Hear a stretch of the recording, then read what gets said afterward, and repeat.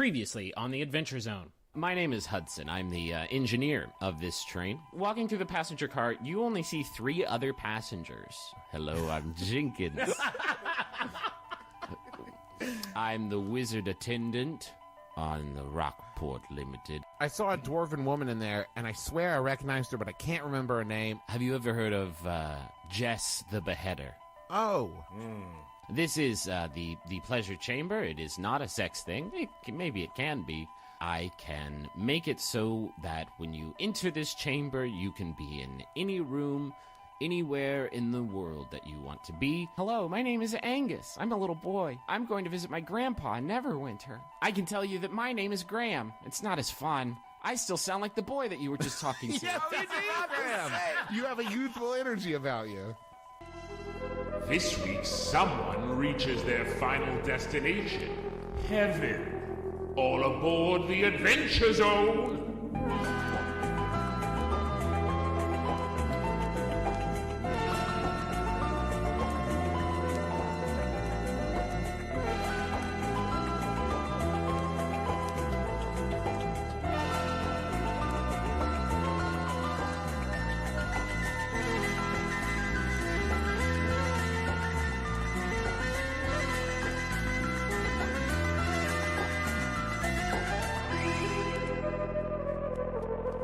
The 3 of you have just been served a scrumptious brunch service by a very reluctant Jenkins. I'm still enjoying my pea pods. Was it a savory brunch or like a sweet brunch? Are we looking at like... I think Justin has just decided what it is based on his Earth World Foley work. What do you? Is that some edamame? We're having some pea pods, and what's that? Oh yeah, I filled my pockets with croutons. Oh, man. Nice brunch croutons. Waffle croutons. Just to check in on my real Earth brother's health and well-being, Daddy, Yes. you're in the same room as the J-Man. Is he just eating croutons out of a bag right now? No, pea pods. It's a salad. No, he's got them on a plate. He's got a plate full of delicious croutons, and looks like he's got one of those little mutant teeny tiny carrots and a couple of pea pods. So that the 2 pea pods and the 2 carrots will completely cancel out the 6 pounds of croutons that he ate. Okay, Excellent. good. But Diet Dr. Pepper. Hey, then that helps. We'll check back with the judges on cookie point allocation after the recording of this episode of the podcast that we do. All right. But in the game world, you've just enjoyed a delicious brunch that Jenkins reluctantly served you. And you've been on the train now for about an hour and a half. Jenkins checks back in on you and asks, have you given any more thought to... I can't do it as good this week. My throat's not as ragged. Have you given any more thought to a pleasure chamber you might want to visit? I can take you to one of my own personal favorites. I can take you to a beautiful day spa where you'll be covered in the richest yogurt and... Well, you won't be massaged because nobody else will be there, but it's like a yogurt dip. Jenkins? Yes. Could I visit your mom's house? If you could visit a room in my Again. mother's... You could visit... Oh, I see. Is this an actual request or just one of your Nah, patented Jenkins. birds? Nah, we cool. Jenkins, I have a request. Send me to your most popular pleasure room. Oh, I can do that for you. He removes from his pocket, I guess, from within his robe, we'll say, he withdraws a small rod, a small cylinder. God damn it! Tell me about the small rod he pulls out of his robes. It's cylindrical and made of. It's just. Does he seem proud of it, or like he's embarrassed to pull it out? He whips it out, and it's basically just like a very plain looking silvery rod. I don't know what to call it. When he turns back to me, I've dropped my robes. Okay. I'm wearing underwear. Okay. I want to be ready for anything. Well, that will not be necessary. Spell me like one of your French girls. I put my robes back on, get a little bit sheepish about the whole thing. Yeah, like you're on a train. There's other people around. He takes this rod. You're and welcome. He points it at the door frame and sort of traces the outline of the door frame of this very, very shallow closet that's like built into the wall of the dining car. And then he opens up the door, and it opens up to a greenhouse full of lush plants and rich clusters of berries and just sort of these explosions of beautiful flora. It's the most gorgeous collection of plants that any of you have ever seen. I don't know if this is any of your jams. Maybe Merle, with your proclivity towards the natural world.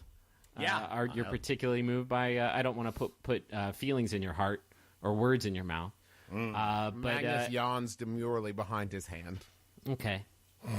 Is this not? I thought that it might be good. No, sorry. It's been a long day. It's not. This is a great pleasure room. Are they You going asked to, me for Are they my- going to, or is this just a solo mish? Anybody can go in if you I'm want. going. I'm going to stay out here and continue channeling because it's important that I do that, or the three of you will die. So the three of you wander into this beautiful botanical garden. It's very relaxing. There's it's a little disorienting at first, being on like a high-speed train and then being in a stationary sort of room. But you aren't too bothered by that because it smells great in here. Griff, can you clarify something for me? Not to No, interrupt please, you. go ahead.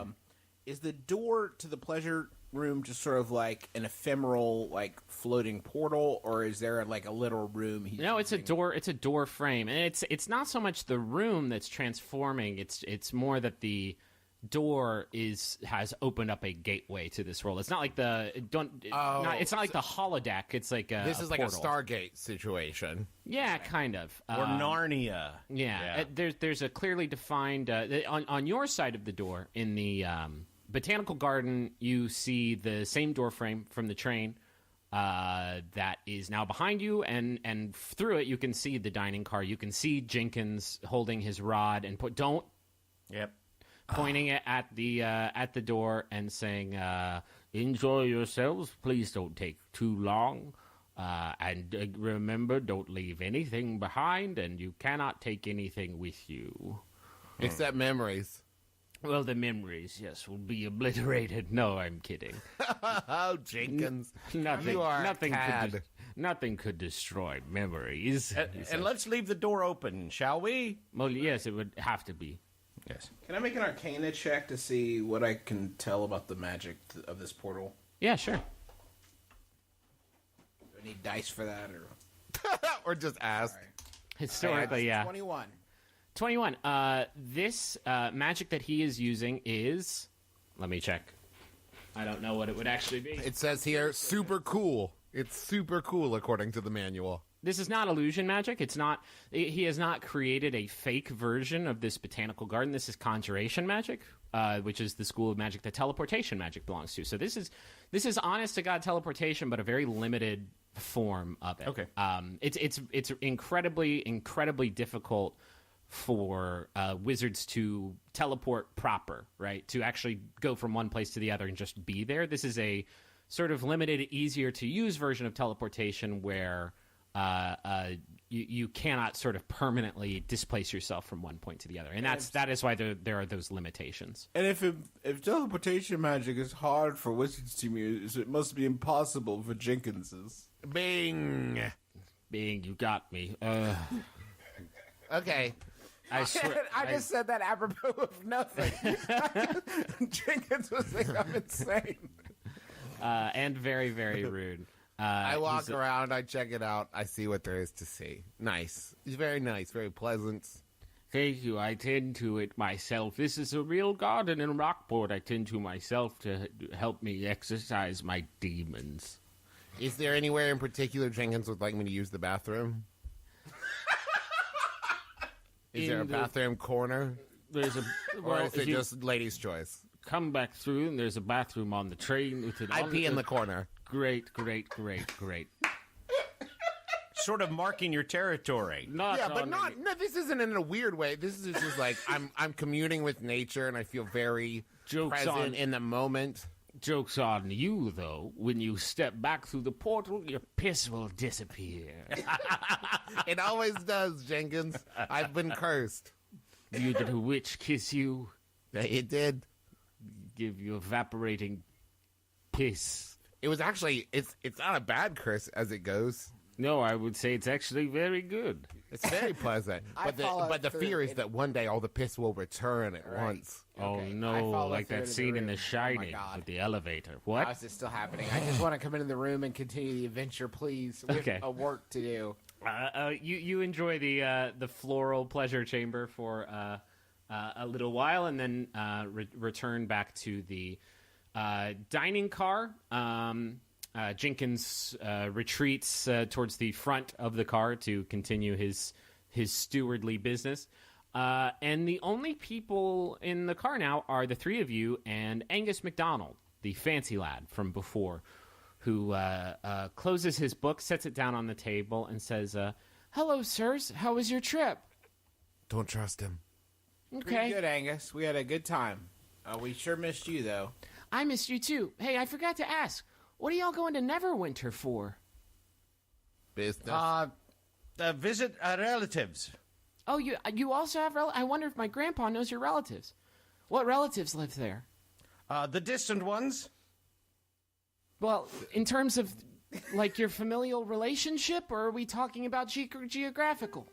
Emotional. All right. I know we call how him. that goes. Here's the thing. We call him our uncle, but it's really just a good friend of of my dad's. So it's not really that kind of connection. What's his name? His name is Willard. And what are your guys' names? I'm Lehman. What do you Still have? deadly. No, I'm sorry. What are your guys' real names? Huh? Excuse? What do you mean, Pumpkin? Pardonnez-moi. What are the names that aren't fake that you guys actually have? I don't trust him. I really don't trust him now. I lean over to Taco. Should I kill him? I cast Detect Magic. Okay. You cast Detect Magic. What does that do again? It sounds like a lightsaber. It sounds like a lightsaber.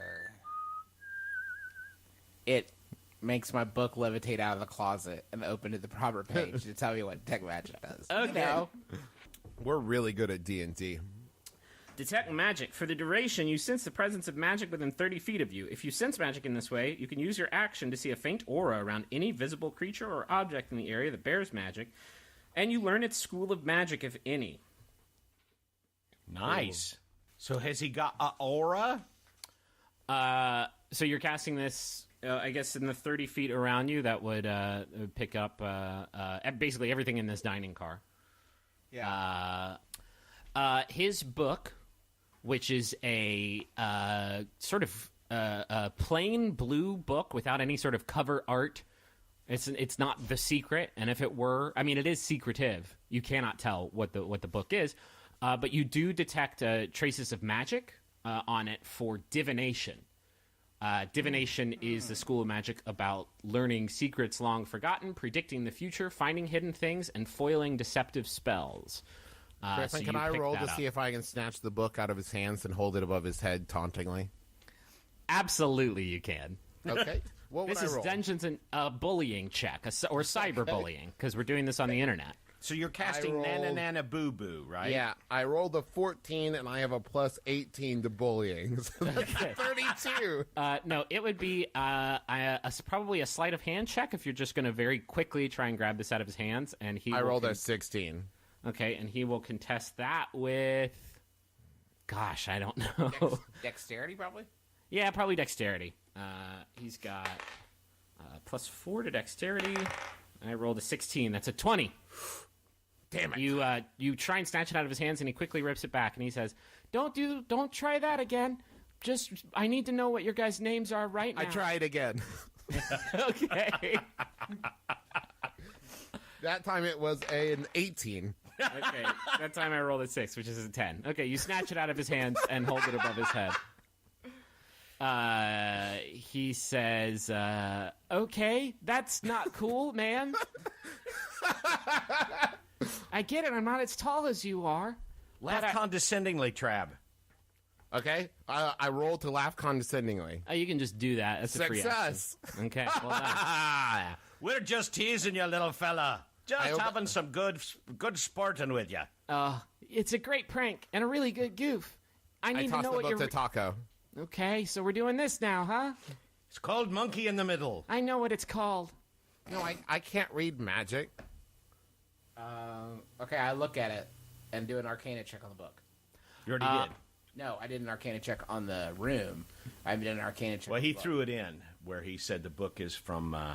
It's used to detect truth. Arcana, though, is like what is it? I had my headphones off, ironically looking for the book to tell me what detect magic. That is fucking delicious. Arcana measures your ability to recall lore about spells, magic items, eldritch symbols, magical traditions, the planes of existence, and the inhabitants of those planes. You using your Arcana, which you're going to roll now before I actually tell you what happens. That's 22.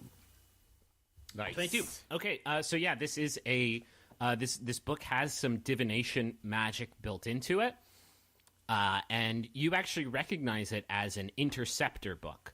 And what it can do is intercept messages that are transmitted through magical means, and then display them in a plain text version of any language of the reader's choosing on the page, on a page of the book. Does that like stick around? Actually, it's funny you ask. As you pick it up, the book and open it up to figure it out, the book sort of magically responds, and you can read the last message that was deciphered, that was intercepted by the book, and it reads, Lehman, Kessler, and Co., not who they say they are, stop. Charm magic spell performed at the station, stop. Hand over to authorities immediately upon arrival in Neverwinter, stop. Does the interceptor, as its name would imply, keep the message from getting where it's going? Or is it just sort of like, oh, okay. Yeah. Interesting. Okay. Angus, where did you get this book? That's not important. What is important is that the three of you tell me exactly what you're doing on this train and what your real names are. How about we have the book, so why don't you tell us some stuff and then we'll give you your book back? Quid pro quo, Mr. Angus. Quid pro quo. What he said. How about I'm a little boy who knows that you're lying, and I can yell and yell and yell and get you in lots of trouble. How about, except for me, we're much bigger than you, and we can thump your gourd. Okay, wait, hold on. The only good thing about him knowing you're lying is you don't have to do the voice in front of Angus. You know what? Here, I toss in the book. Yeah, Thanks. I'm on board with that. You seem okay. So what's this skinny kid? My name's Taco. You probably recognize me from TV. TV hasn't been invented yet, sir. This is a place out of time. TV might have been invented.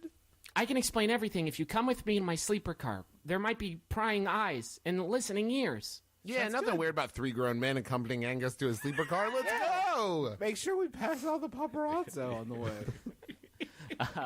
The three of you retreat with Angus to his sleeper car. It actually is a lot nicer than yours, which seems weird. But he sits down on the bed and opens up his book, and he says, God, he's not a brony, is he? I'm a mad brony, yo. We love bronies. He says, my name is Angus McDonald. That part you already know. I am, and I'm not being braggy, because my grandpa says not to do that, but I am the world's greatest detective, he says. I roll my eyes. Okay. I mean, I did detective good enough to see through your horse shit, so I can't be too bad. Are you saying you're a boy detective? If you want to be reductive, I have a motto, and that's age ain't no thing. Anyway, I'm the world's greatest detective, and I'm on the trail of a serial killer named the Rockport Slayer. I was hired on by the Rockport City Council. I didn't think those words through. I just sort of said it. I was hired by the Rockport City Council to track down the Rockport Slayer. He's a serial killer who's been giving them no shortage of trouble. He's been in business in Rockport for a few months now. What he does is he targets wealthy individuals and he murders them and he takes their riches. But he never leaves a trace behind him. And so I'm trying to track him down. I explained that, right? I think That makes perfect that sense. we are working towards a similar goal. The three of us, we work for an organization. Let's leave it at that. What's it called? I can't tell you. Good detective I work literally requires that you obtain as much information about the case as you possibly can. I'll tell him what it's called. It's called the... Oh. You got something in your throat? Did you get that okay? Is there some sort of magical charm preventing you from telling me what it actually Well, is? The thing that's preventing it is the of that we wear on our. Okay. He looks over your bracers. Oh, I see. Those are some sort of communication implanted Angus. bracers, right? You are good. You are. You're real good. That was right between the eyes. Got him. He says, I have reason to believe that the serial killer, the Rockport Slayer, is somewhere aboard this train. Because last night he murdered the real Lehman Kessler. Oh, can I ask you a question, Angus? Yeah, please. I saw in the book there was a message. Does your book tell you who a message is sent from, or do you just sort of snatch it out of thin air? According to this, it was sent through a magical line down the rails by a Tom Bodette. I knew killing we him was should have killed I told Tom you. Bodette. I knew it. To explain, when the charm person spell wears off, the person who is charmed knows that you cast a charm person spell on him. Oh, well. If memory serves, we didn't even need to cast it. We just did it for shits and giggles. So good job, us. Tell me this, he says. I know that you all are restricted in what you can and can't tell me through magical means. But can you tell me this? Was Lehman Kessler carrying something very valuable? He was. Can you tell me anything about it? No. Let me try. It was one of the... No, that's not doing it. Not going to work. Not working? Look, kid, we're taking a lot of things on faith here. You're going to have to take some things on faith, too. Angus, here's what we can tell you. Okay. This item, if it falls into the wrong hands, is remarkably dangerous, is incredibly bad. And this item, if my suspicions are to be believed, is locked up in the safe in the cargo car. Is that correct? Well, that's not really that impressive. That's where we locked stuff up, Angus. You didn't really, deduce the shit out of that one. He wasn't showboating. yeah, I'm just okay. sort of working with you now. Oh, yes. Then yes, you're correct. That is correct, Angus. It's Oh stored no, back it's there. too late for that conversation, but let's move on. Okay. So the issue that we're dealing with, Angus, is it's back there. We don't know very much about the item except that it's very dangerous. Have you We have talked? no- Have you tried explaining to the engineer so he can open it up so that you guys can secure it? the before- problem is- Here's the problem. What we're talking about is so big deal. This is gonna sound phony, but we don't know who we can trust. Listen, look at us. We're three grown men trusting a baby with the secrets. We're I'm not a baby. professionals. How old? I'm 10. Did I say how old I was last time? 10. 10 it is. A master of observation, indeed. It's this attention to detail that convinced us. If the object of value that the three of you are trying to claim is somewhere on this train, then I have reason to believe that the Rockport Slayer is somewhere on the train too. So we need to, as he's talking and explaining this to you, you see a shadow through the frosted glass of the sleeper car breeze past the windows, and Angus gets very quiet, and he says, I have reason to believe that Rockport Slayer I can't hear you. Well, there. what's I don't. that? Prying eyes. What? Prying eyes. Huh? Prying eyes. There's prying eyes and prying ears. Hey, shh! There's prying ears everywhere, Angus. What are you yelling about? Kid, are you crazy? I am 100% sure that the three of you don't possess the competency required Solid. to perform multiple murders without getting caught by me already. He is a good detective. That's pretty good. Is that your way of saying we're off the suspect list for being serial killers? For now. But I will need you to help me catch and apprehend, which also means catch, the real Rockport Slayer, who I know is somewhere aboard this. From outside, down towards the front of the train, you hear a high-pitched shriek. How was that? That's good. It was good. It's How like did I West Side treat you? Story in here. And Angus goes, oh no, we need to go check that out Wait, right now. Aboard this what? Train. Okay, let's go. Oh, okay. The three of you move from the sleeper car towards the front of the train, towards the passenger car. Before you even reach the door to the chamber between cars, you see a large pool of blood on the outside of the closed door. And there is actually a little bit of blood on the door itself also. But the door is closed. Ooh, that sounds ooky. I don't like the look of this one bit. All right. Well, you go first. Okay, sounds fair, he says. That is not like you at all, Magnus. And opens up the door to the space between the sleeper and passenger cars and walks inside. And from where you're standing, you can see a scene of pretty tremendous gore. Are you walking into the space between the cars? Or you... Yeah. I was going to say, that's not very Magnus Rush's in of you. Yeah. Oh, yeah. And Magnus rushes in. Okay. It's not been a very while us since of I got to us. rush anywhere. Look, kid, you did the detective work. We'll do the heavy lifting, all right? You are now in the space between the cars, which is a pretty tight fit. Imagine about the size of an elevator car, with entrances on both sides.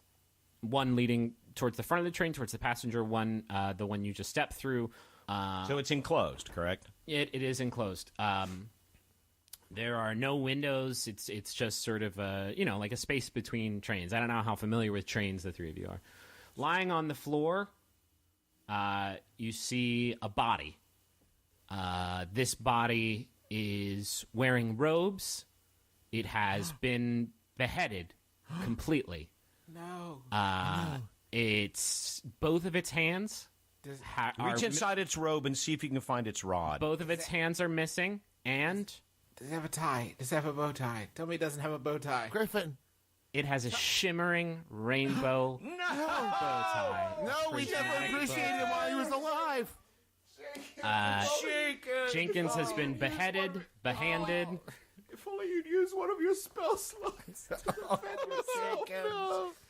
yourself. In the corner, you see Angus leaning over the body of Graham.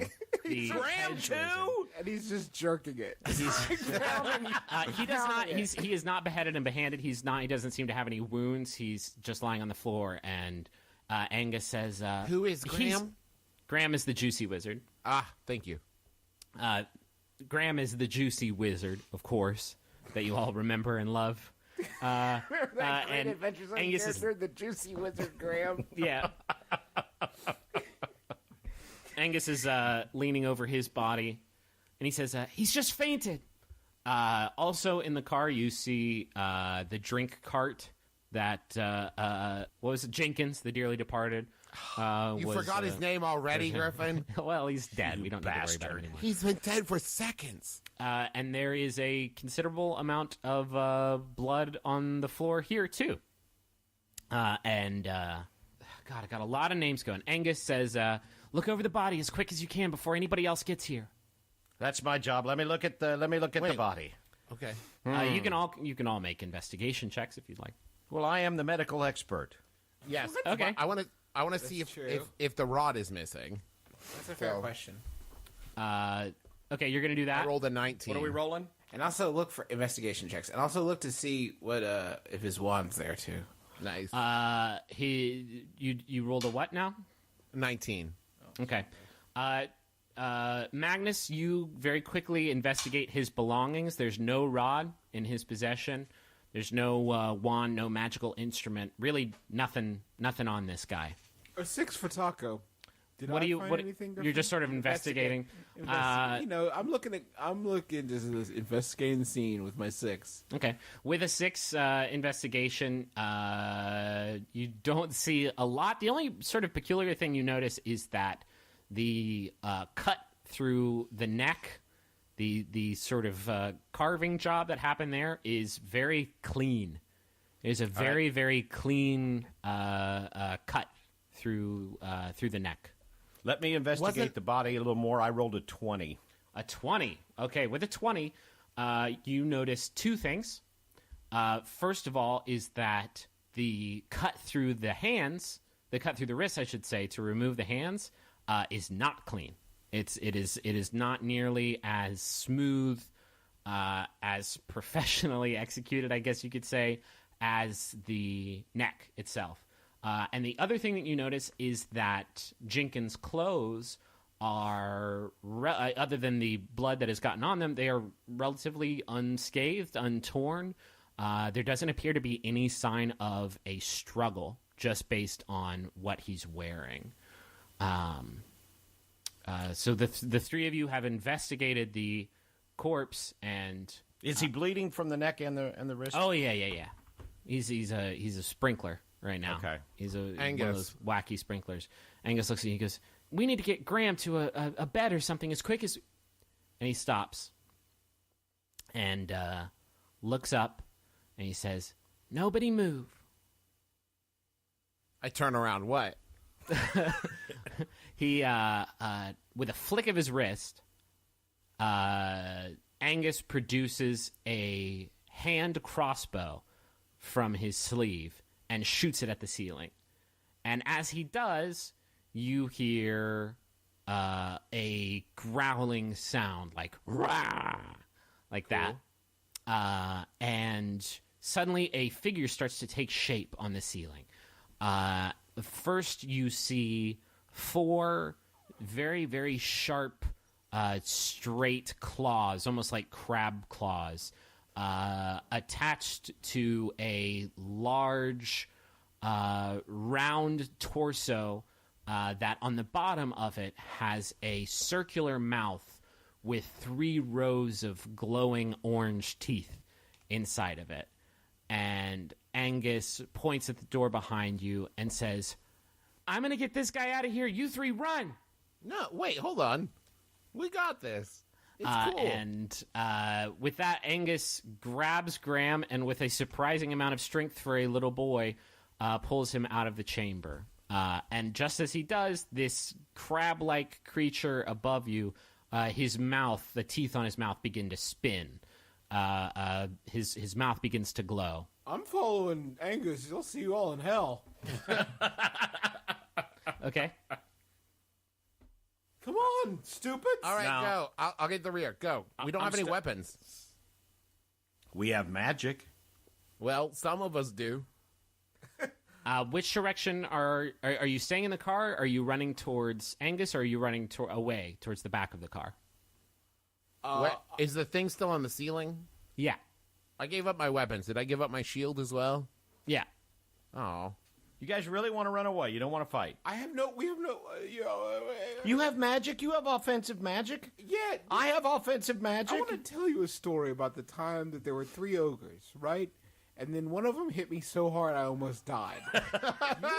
you were sitting up at some sort of weird laser, just shooting flasks willy-nilly, and Travis was ripping the arms off of robots, and I got punched so hard I almost died. I'm not going to go toe-to-toe with a crab, or you're armed with a terrible Scottish accent, and Travis doesn't even have his shield. I'm out. I mean, did I say Travis? I mean Lehman Kessler. Nope. Wrong all the way around. Good enough.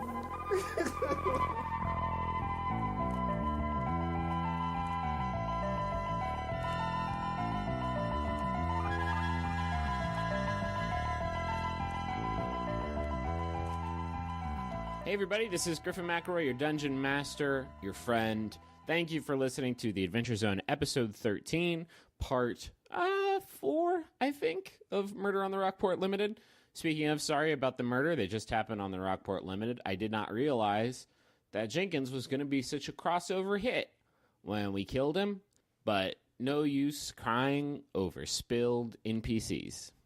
This week, the Adventure Zone is supported in part by Audible.com, the internet's leading provider of spoken audio information and entertainment with over 180,000 titles. Audible is offering Adventure Zone listeners a free audiobook and a free 30-day trial membership.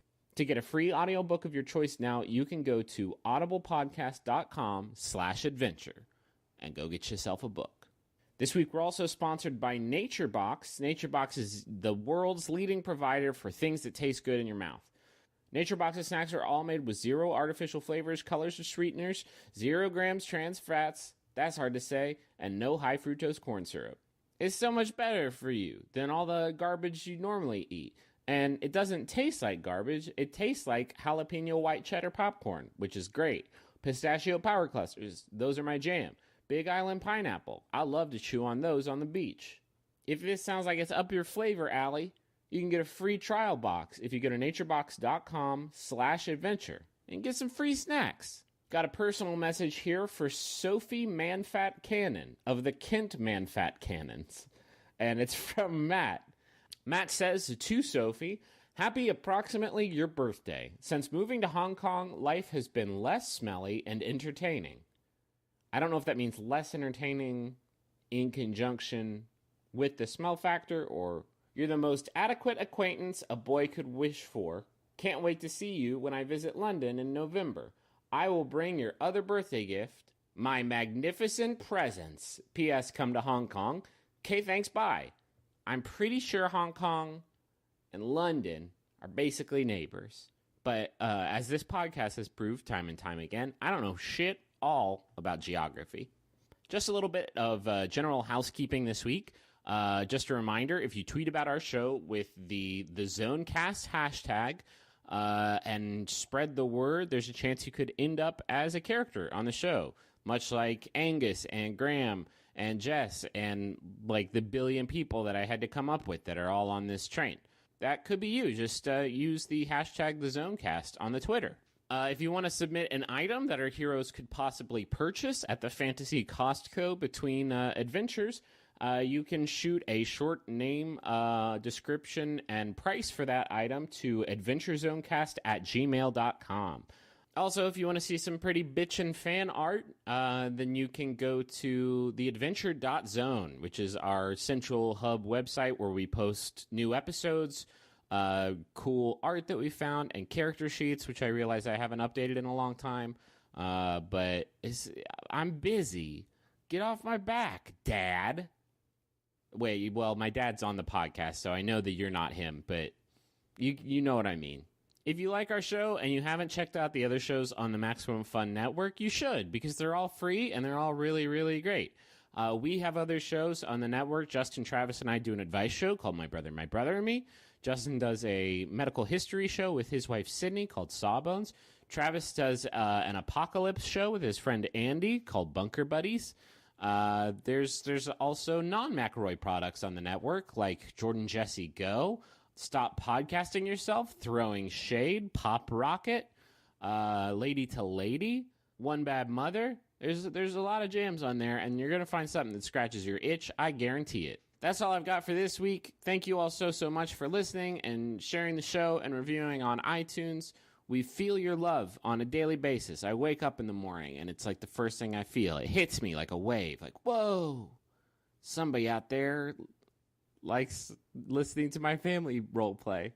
Anyway, that was stupid. Thanks for listening, and enjoy the rest of the episode.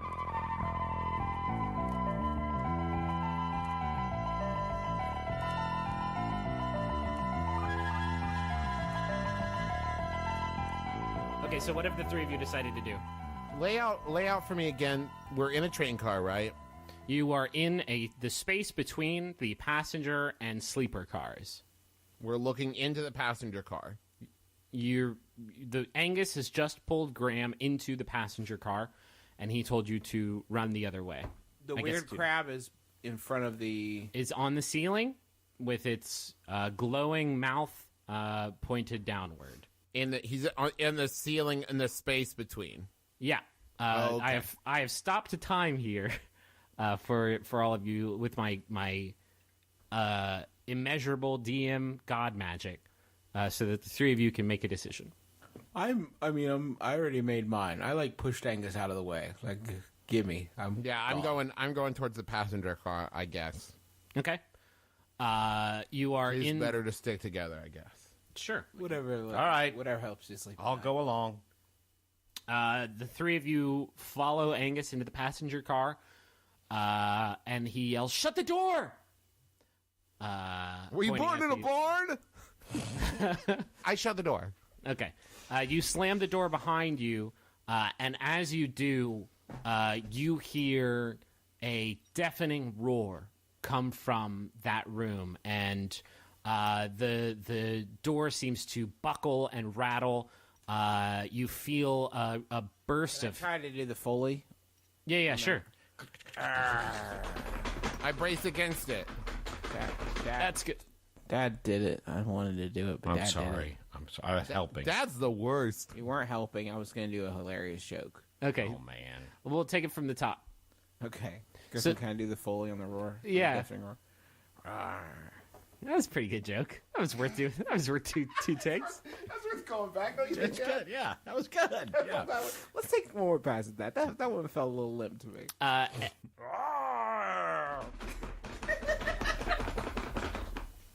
That was the door. Angus yells. Good. That felt good to me. Angus yells. Can we Wow, do a that's silly one with maybe someone we crunch up some cellophane to make it sound like he's walking through leaves? wow. That door sounded so realistic. Oh, he found a horse.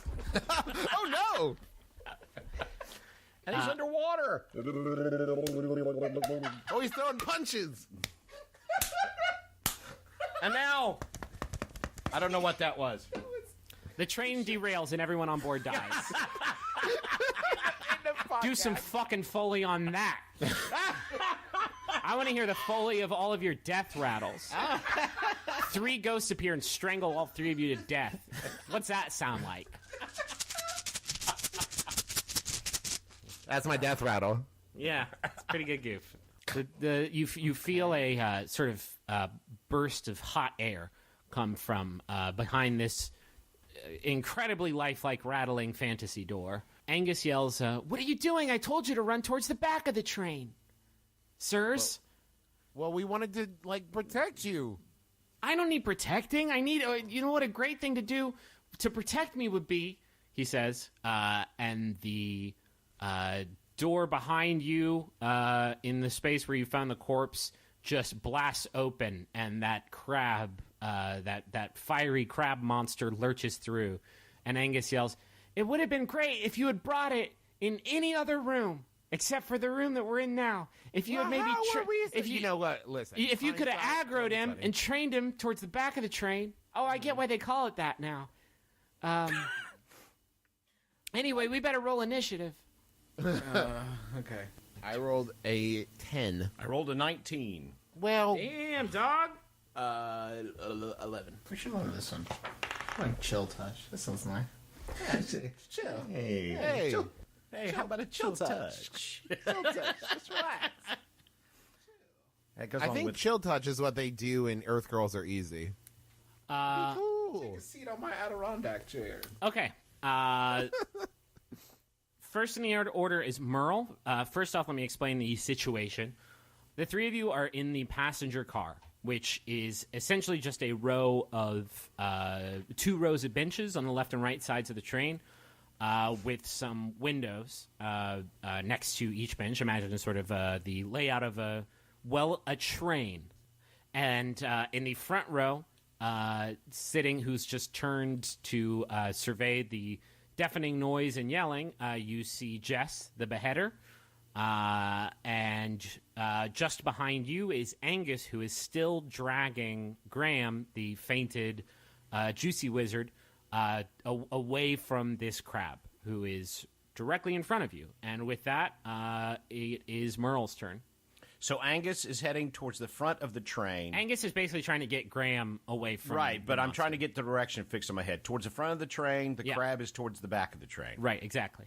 And Okay, okay. I have decided to no longer try to be Wesley. from Princess Bride. I'm going to fulfill my role as a cleric.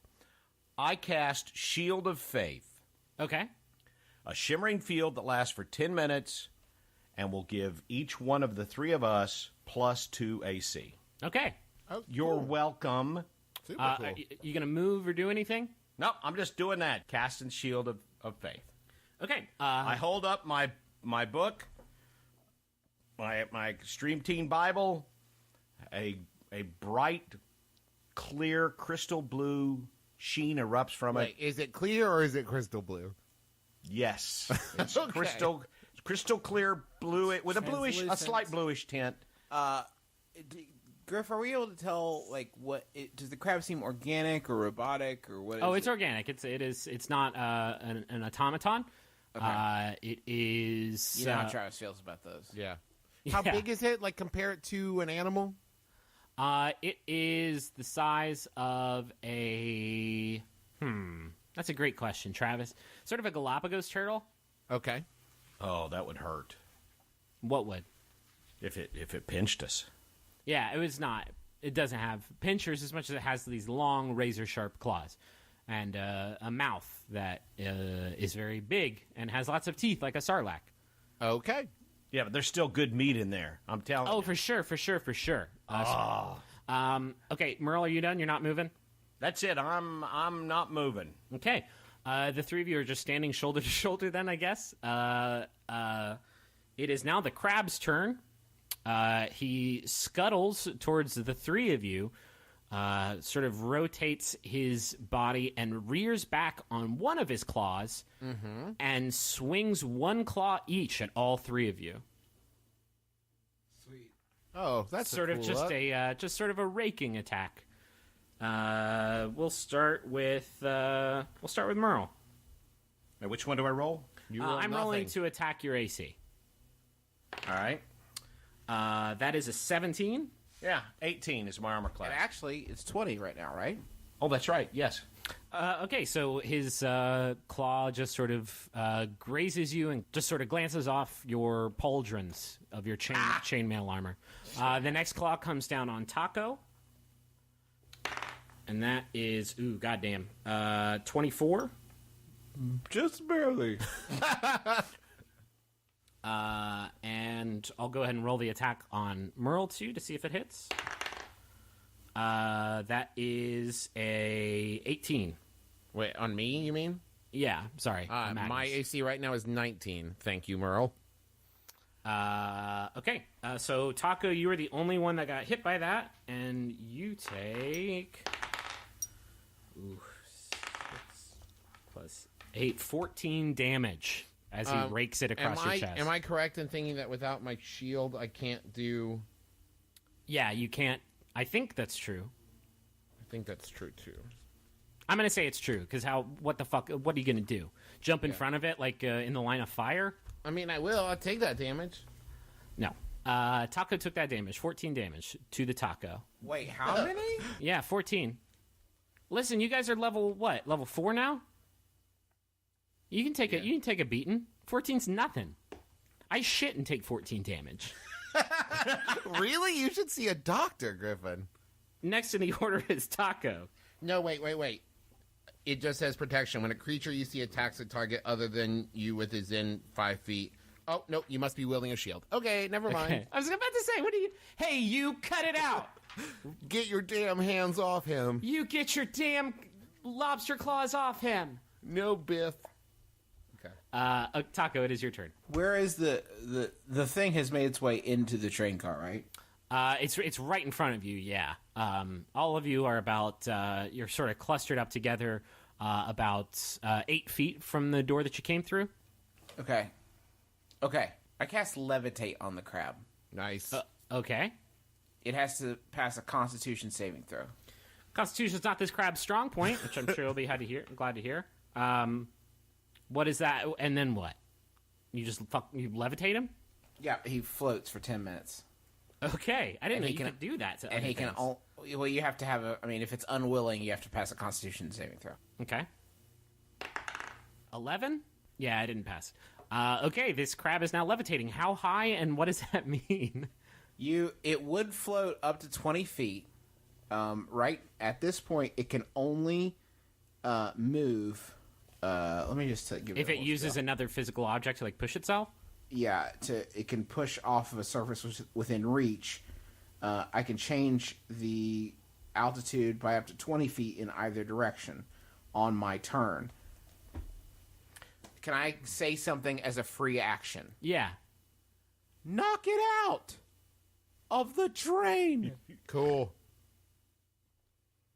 Basically, if you levitate it up to the roof, you've got a crab on its back, not able to move.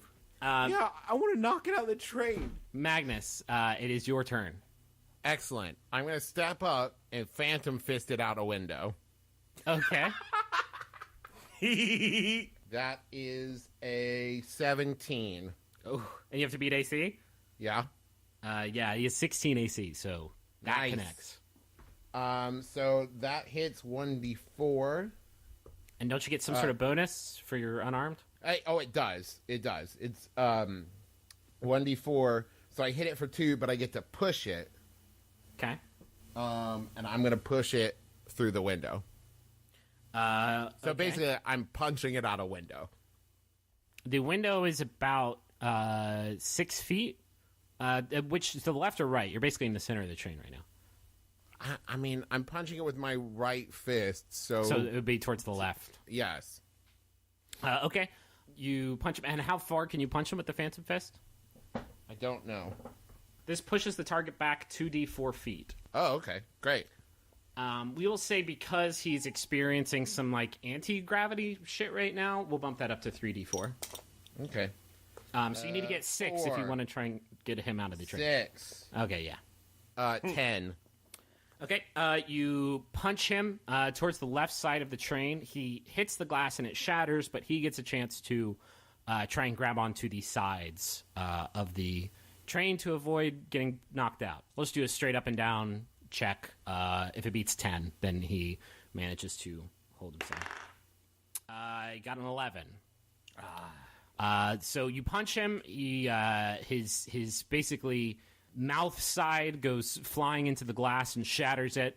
But he manages to stab his claws into either side of the window and hold himself there without going out. But you did do some damage to him. I'm going to action surge and punch him again. Okay. I'm dedicated to this. I want this to happen real bad. This needs to happen. That is a 19. Okay. Yeah, that does it. And I guess you don't need to roll for distance. You roll damage, so go ahead and hit him. Okay. 2. So that's another 2. So altogether, I've hit him for 8 damage. Okay. And punched him out a window. Okay. Same chance to resist. Wait a minute. Why does he get a chance to resist Phantom Fist? So if at any time you are being knocked off a ledge to your death or being knocked into like a hole or any situation where you are being killed with movement, you get a chance to a reflex save to save yourself. The only other time you wouldn't do that is if you're like asleep or unconscious or something. But that time I only rolled a 7. So you he is latched onto this window. You run out to him one more time and do like a jumping punch attack, and his claw knees buckle, and he gets pushed out the window. You are on the inside of the tunnel, so he gets scraped up against the side of the tunnel and train. And you see him move down the length of the train as it passes through this tunnel, and he's just sort of getting gnashed up. He's not outside of the car for very long when you see another burst of flame, and he sort of rocket propels himself back into the train about 2 cars Now, down. hold on. Now. But because he just got straight up grinded down the length of the train, we'll say he took 2d12 damage from that.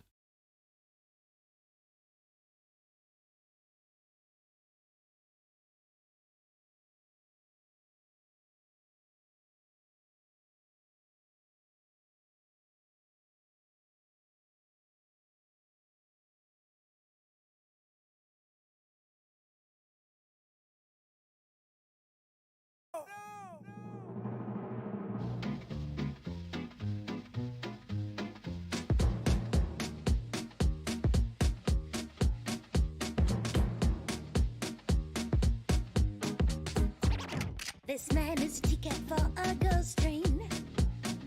I believe what he said, but I never do it once again.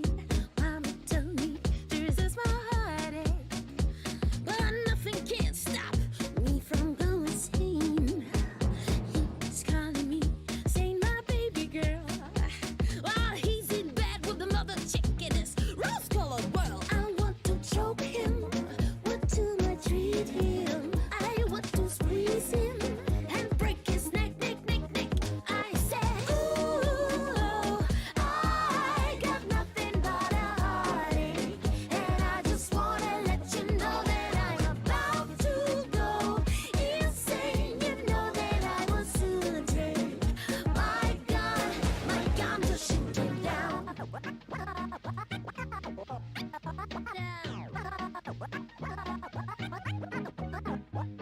This man is a ticket for a heartache.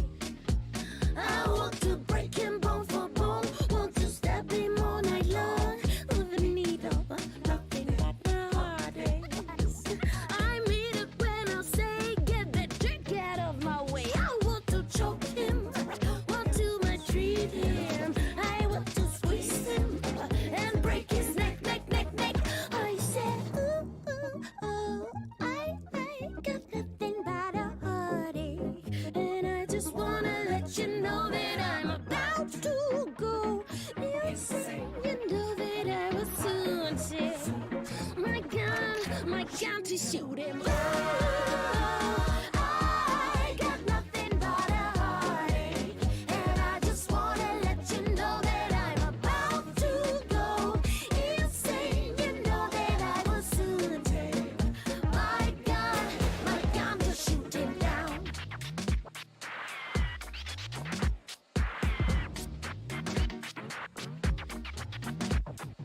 Eye for eye and tooth for tooth. You try to melt my heart, let loose.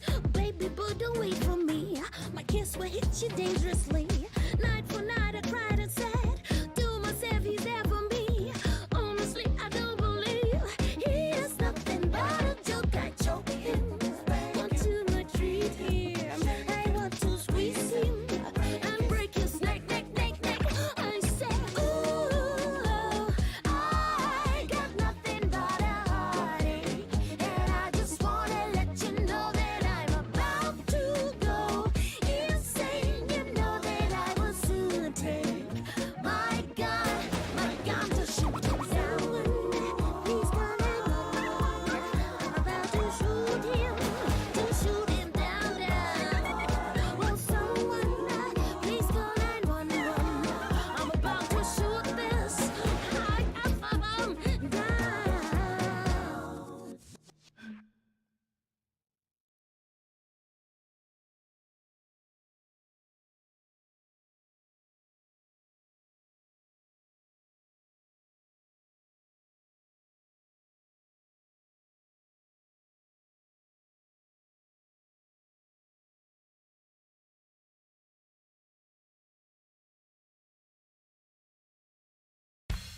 Pronto para se surpreender?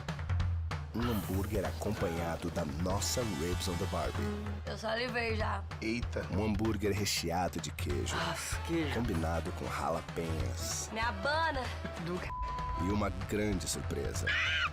Um burger doce com o brownie do nosso Chocolate Thunder from Down Under.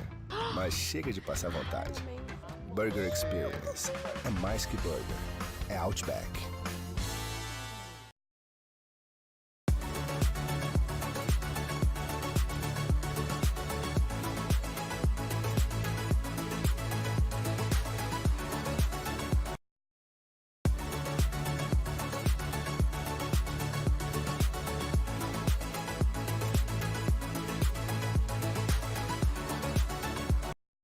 Just imagine a trip to a wonderful land, a candy and jam and ice cream.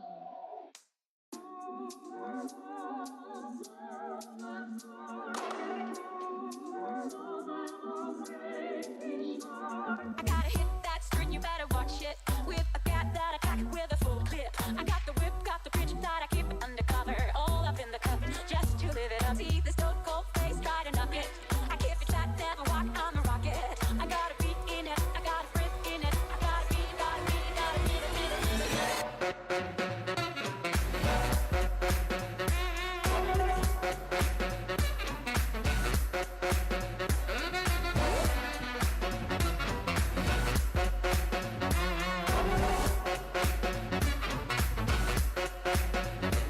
See the big gold chain that I'm rocking. I got the ring full of ring, never dropping. I got a stash for the cash that I owe to my brother. All up in the cut, just to live it up. Look how the streets turn cold when I walk it. It's my rules, no man can stop it. I throw a kick so quick that I leave her in the gutter. Leave her in the gutter, gutter, gutter, gutter.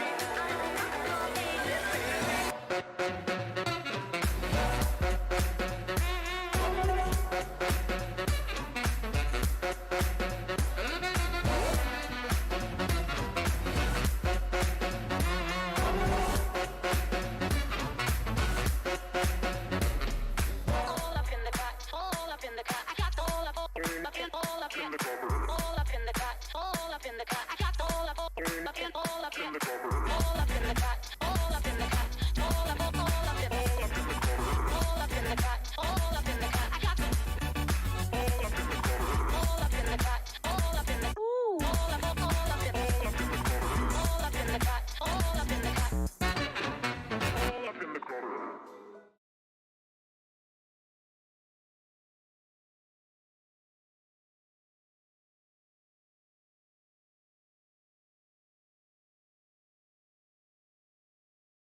$12 damage from that. Wow. Hold on. Tunnel, and he's on the inside time and do like a jumping punch attack. But that time I only rolled a 7.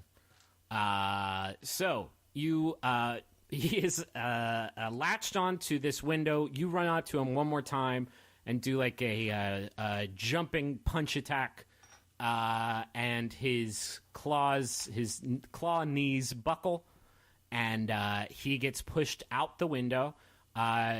You are on the inside of the tunnel, so he gets scraped up against the side of the tunnel and train, and you see him move down the length of the train as it passes through this tunnel, and he's just sort of getting gnashed up.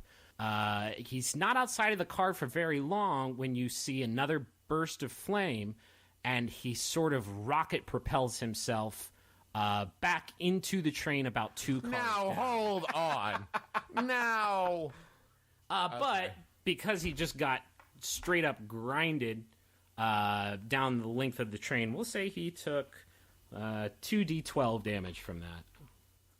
Wow.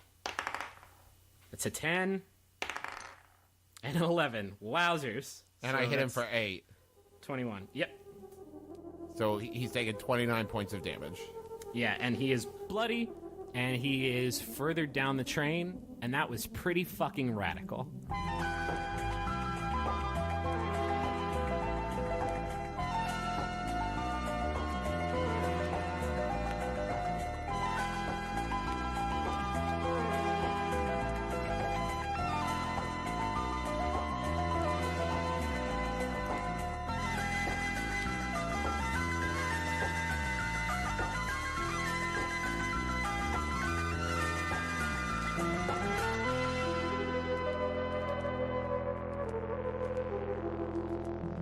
Once again, I just want to thank NatureBox for supporting the show this week. You can go to NatureBox to order hundreds of great-tasting healthy snacks. Just go to naturebox.com/adventure, and you can sign up for a free sampler box of great-tasting healthy snacks.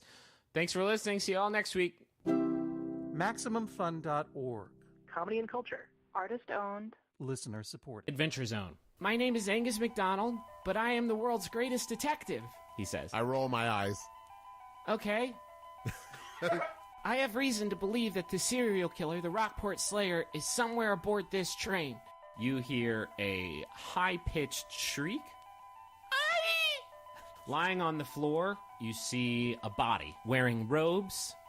It has been beheaded. Both of its hands are missing, and it has a shimmering rainbow bow tie. No, we never appreciated him while he was alive. suddenly a figure starts to take shape on the ceiling. The three of you follow Angus into the passenger car. You feel a burst of hot air. The door behind you just blasts open. That fiery crab monster lurches through. I cast levitate on the crab. Nice. Okay. I'm going to step up and phantom fist it out a window. He gets pushed out the window. He gets scraped up against the side of the tunnel and train. He's not outside of the car for very long when you see another burst of flame, and he sort of rocket propels himself back into the train about 2 cars Now, down. hold on. Now. Can our heroes solve the greatest mystery of all? Love? Also murder? Let's find out in the Adventure Zone!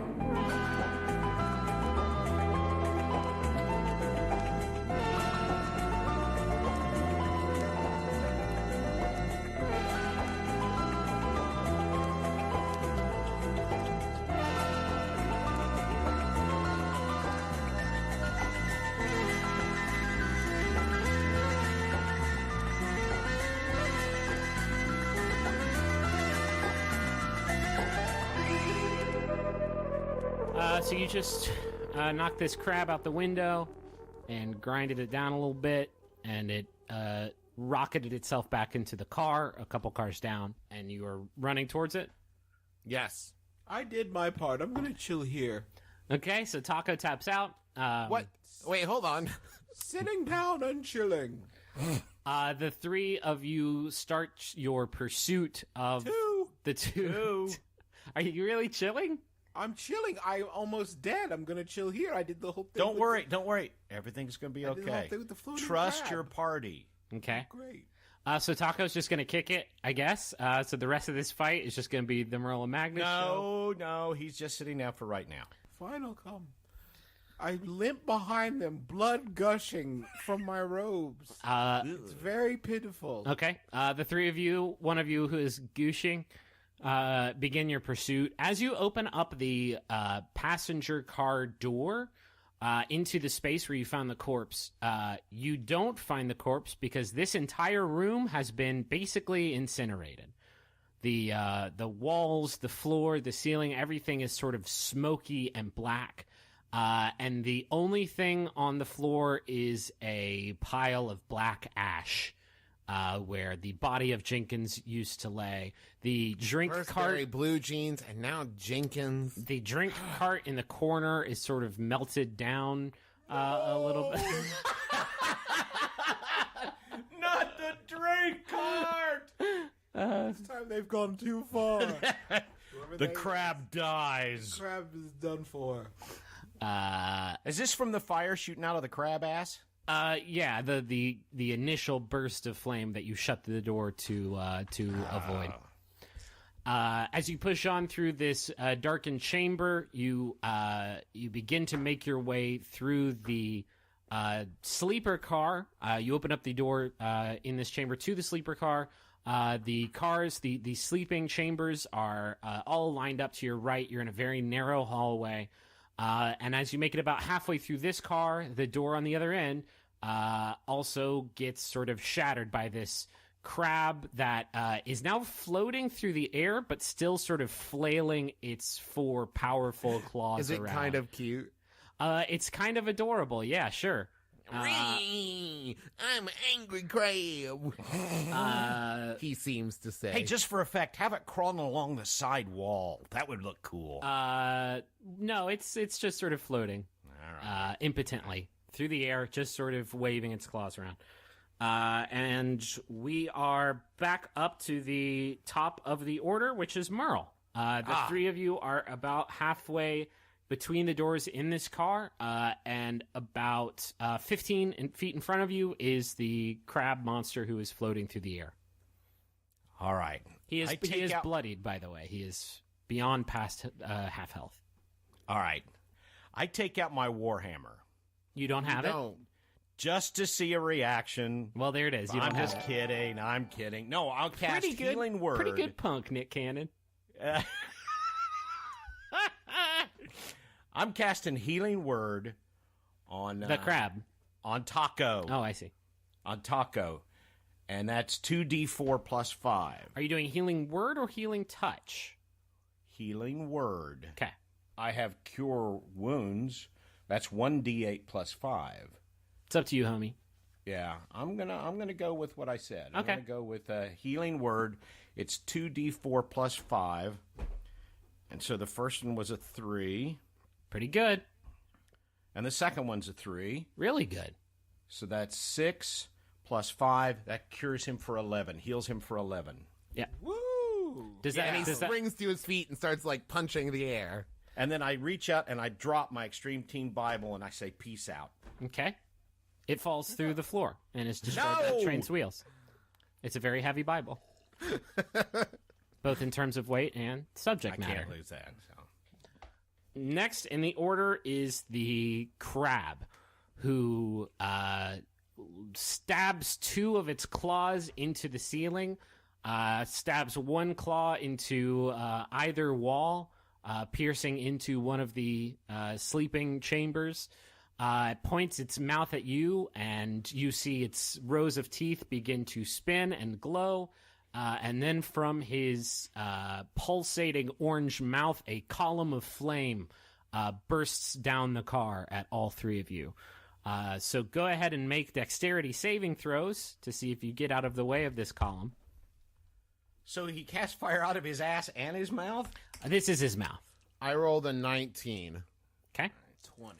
Wow. 16. 16. Okay, all 3 of you simultaneously, I guess, leap to the right through the door of one of the sleeping chambers, very narrowly avoiding this hallway-sized column of flame that shoots down and incinerates basically the carpet below your feet.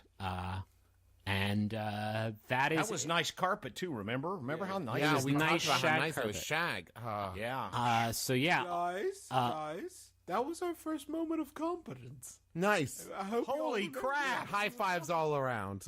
And we missed. We missed the high Ow, five. right in the face. okay, that is it for the crab's turn. He is still sort of wedged in between He's still sort of positioned himself between the wall and the ceiling to prevent the recoil from sending him rocketing backward down the train. I really love that this fucking crab is floating now. It completely changes this fight in my mind. I'm glad you've embraced it. Yep. Next in the order is Taco. The 3 of you are now sort of squirreled away in, we'll say it's your sleeper chamber, next to your triple bunk beds where you just dove in to avoid the spout of flame. Is there any other furniture in the room? Is there anything else in the room besides the bunk beds? There is a small sort of tea table and 2 wooden chairs next to it. Any cutlery from, a snack we might have had earlier? There's a spoon on the table. Yeah, there's a teaspoon and a teacup and a teapot and a sugar bowl with some sugar in it. Are any of those things shaped like a knife or an axe or a club? The spoon, it could be shaped like a club if you were a very small person with a big imagination. There is no life I know. Taco. Taco, Still fighting. Taco, take the wheel. Taco, take the wheel. I'm casting Mel's acid arrow. MILF? Mel's? Hi, I'm Mel, and this is my favorite acid arrow.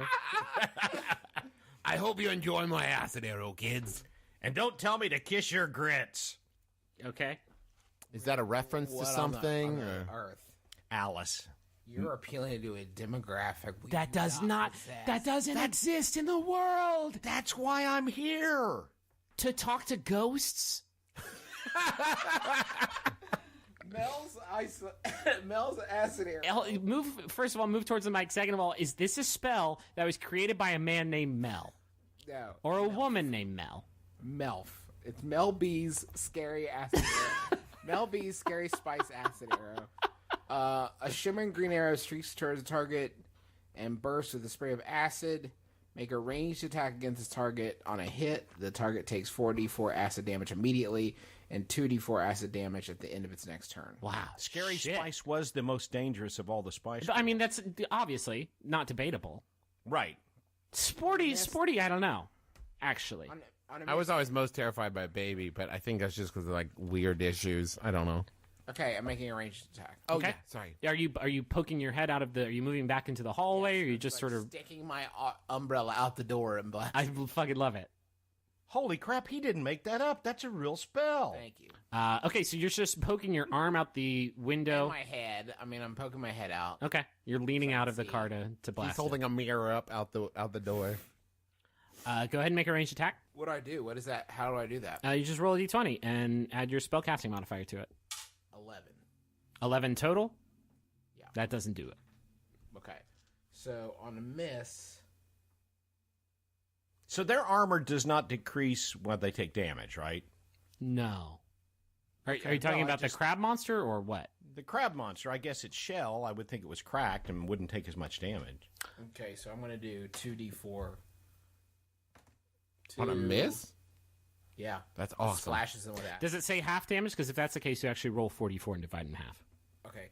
2, 3, 1, 2, 2, 3, 1, 2, 8. 8. 4. So it takes 4 damage. Okay, you shoot it. It just sort of falls to the ground right below it, and some of the acid splashes up onto the crab monster, and it takes 4 acid damage. You hear it sizzle away, and it actually smells weirdly delicious. That's what I say. See if you've got a melted butter spell. Yeah, it would have to be clarified, though. Okay. A melted butter spell where it melts butter. How's that for clarification? Nice. Wow, that was good. Thank you. What a rib tickler. It's a thinker, and it tickled my ribs. It works on a lot of different levels. Magnets. Send that into to Dad Jokes Weekly. Yeah. I grab one of the chairs from the room. Okay. And I run up to the crab and two-handed clobber it. All right, we're going to have to come up with some numbers for chair. It's going to be blunt damage, obviously. Yep. There's a metal chair. No, I remember you saying that earlier. specifically said it was a wooden chair. Wowzers. Crap. Okay, so this is a heavy wooden chair. Let me hold on. Hey, can it be one of those lazy boys that's such a... Yeah, I have to lazy boy over my head. We'll say this has the same characteristics of a club. I think that's fair. I'll say 1d6, but because you're so skilled in carpentry, I imagine that you've had to attack somebody with a chair before. So you definitely have expertise on this. That's not debatable. And you also are just really good at hitting shit with chairs made out of wood. So I'm going to say 1d8. You have expertise with it. And I'm going to give you a point of inspiration. A, for making a makeshift weapon, and B, for picking a makeshift weapon that is so completely within your wheelhouse. Thank you. Well, if I have expertise with it, then I roll the 17 plus 6, so that's 23. Okay. And then I roll a d8. D8, yeah. And I rolled a 4. If I have expertise, it's plus 6, so I hit it for 10. Okay, you hit it for 10 damage, loosing it from the wall and ceiling where it had perched itself. So it's now sort of just floating aimlessly backward down the it's still alive? hallway. Yes, but it is very, very, very bad off. It is almost impossible to get rid of crabs. Have you noticed that? Oh, man. They're bringing the heat. You are really on some next level shit right now, Daddy. You hear the door. Wait, what happens to the chair in my hand? Does it remain whole? Oh no, sorry, it explodes. It shatters in your hand. You broke this shit off, and it's ass. Yeah. The door to the passenger car behind you slides open, and you see an imposing, almost square figure filling the doorway.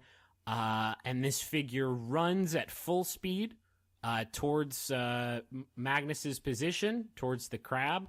And as this figure moves forward, you make it out as Jess the Beheader, who sprints towards the crab at lightning speed, does this sort of like Ong Bak jump off one wall and then another, and then sort of cannonball flies at this crab, and then in midair, you see the shape of her axe just appear in her hands, and she brings it down on this floating fire crab. And she misses. She literally crit. That's not a fakey fake bullshit thing. I'll FaceTime you the dice, but she crit. She crit on this crab. There's a 5% chance that she was going to crit, and it happened. A crab crit. Crab crit. Pan, The whole show for that. Pan is good. Thank you for the crit. She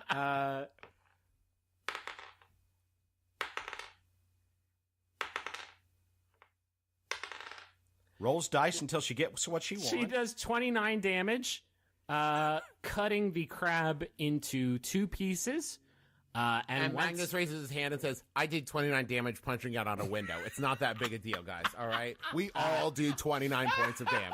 And as its 2 composite halves float through the air, both pieces of its corpse turn to ash and fall to the ground. Them's get eaten. I say, hey, great timing. And Magnus says, I had it. She says, sorry, I had a pretty bad initiative roll. Sorry, I was pooping. It took me a while to get to where you were. She said, to be fair, it looked like you guys had it handled, but I thought I could help out any way I could. Let's just let Dad get it out of the system. I guess we're the kings now. Is your King Crab? Okay. We were in a bit of a pinch. Right. It was kind of a crusty crab. Okay. Well, that's That's not you just said the name of a thing. Yeah, that's not very good. No, it was a lowercase c. We did a clawsome job. That's fine. These are all great, she says. Okay, I'm done. I'm done. Yeah, we don't want to be shellfish. Oh! Well, come on, guys. We're crustacean time. Sorry, did you just say we're crustacean time? Yeah, it's like wasting time. So does this mean we don't get experience from this kill? No, she stole she KS'd you, bro. No. She rolled up on that mob you were camping, KS'd it right from under you. God, it's just like Azeroth. I mean, I was making some EverQuest references, but... Did you ever play EverQuest, Dad? Let's talk about that. Let's take a moment. Let's just take the next 10 minutes, because I didn't have anything else to talk about before we did the break. And let's talk about Dad's EverQuest experience. Did you ever play EverQuest, Dad? I don't remember. I did play EverQuest, yeah. It's all right. No, you guys actually did get some experience points. I was just goofing. But no loot. There was no loot that came out of it, unless you like crab ash. In which case... Would you say the experience and like the victory was its own reward? Yeah, I would say that you feel fulfilled on a deep spiritual level. I got to use a chair. Yeah, you used a chair. You punched a thing out a window. It was pretty. Yeah, we all acknowledged that was really great when you used the chair. Gee, God. Thank you. I think I want to find out a little bit more about Jess the Beheader. I turn to Jess and say, "Hey, that like spiritual axe thing was pretty damn sweet." Oh, it's not spiritual. It's just soulbound to me. I can just sort of bring it to me whenever I need it. Can I have it? Oh no, absolutely not, because it's not soulbound to you. Well, could we soulbound? Like, is it like we blood brother kind of thing, where like we cut our palms, shake hands, and then I can use it too? She says, "Listen, as the world heavyweight champion of the WWE, I know my way around some good chair usage, and that was What's that stand for again? The Mid-World Wrestling Federation." Spelled without the F. Yeah, and without the M. Well, there was a lawsuit. It's very, very complicated. Anyway, I know good chair usage when I see it, so I do actually want you to have this axe. And she hands the handle. Oh, my God. Hands the handle towards you. She says, I just want you to know that I'm just very impressed, she says, and puts the handle in your direction. Thank you. I take it. As you take it, it disappears from your hand and reappears in hers. She goes, We both have a good laugh. That's one of my favorites, she says. That was very good. I'm Magnus the Hammer. But good job reinforcing your image as a panhandler. So, Thank you. Listen, you only get what you ask for in this life, Dad. She says, what was it? Magnus the Hammer. Or Magnus the Hammer. Okay. Is the Hammer your last name? No, is the Beheader your last name? Legally, yes. I got it changed to Then fit me my brand. too. actually, Magnus is his stage name. His stage name. His real name is Diddley. Listen, guys, we just blasted a giant crab. I think we're past the point of fake names. I don't think so.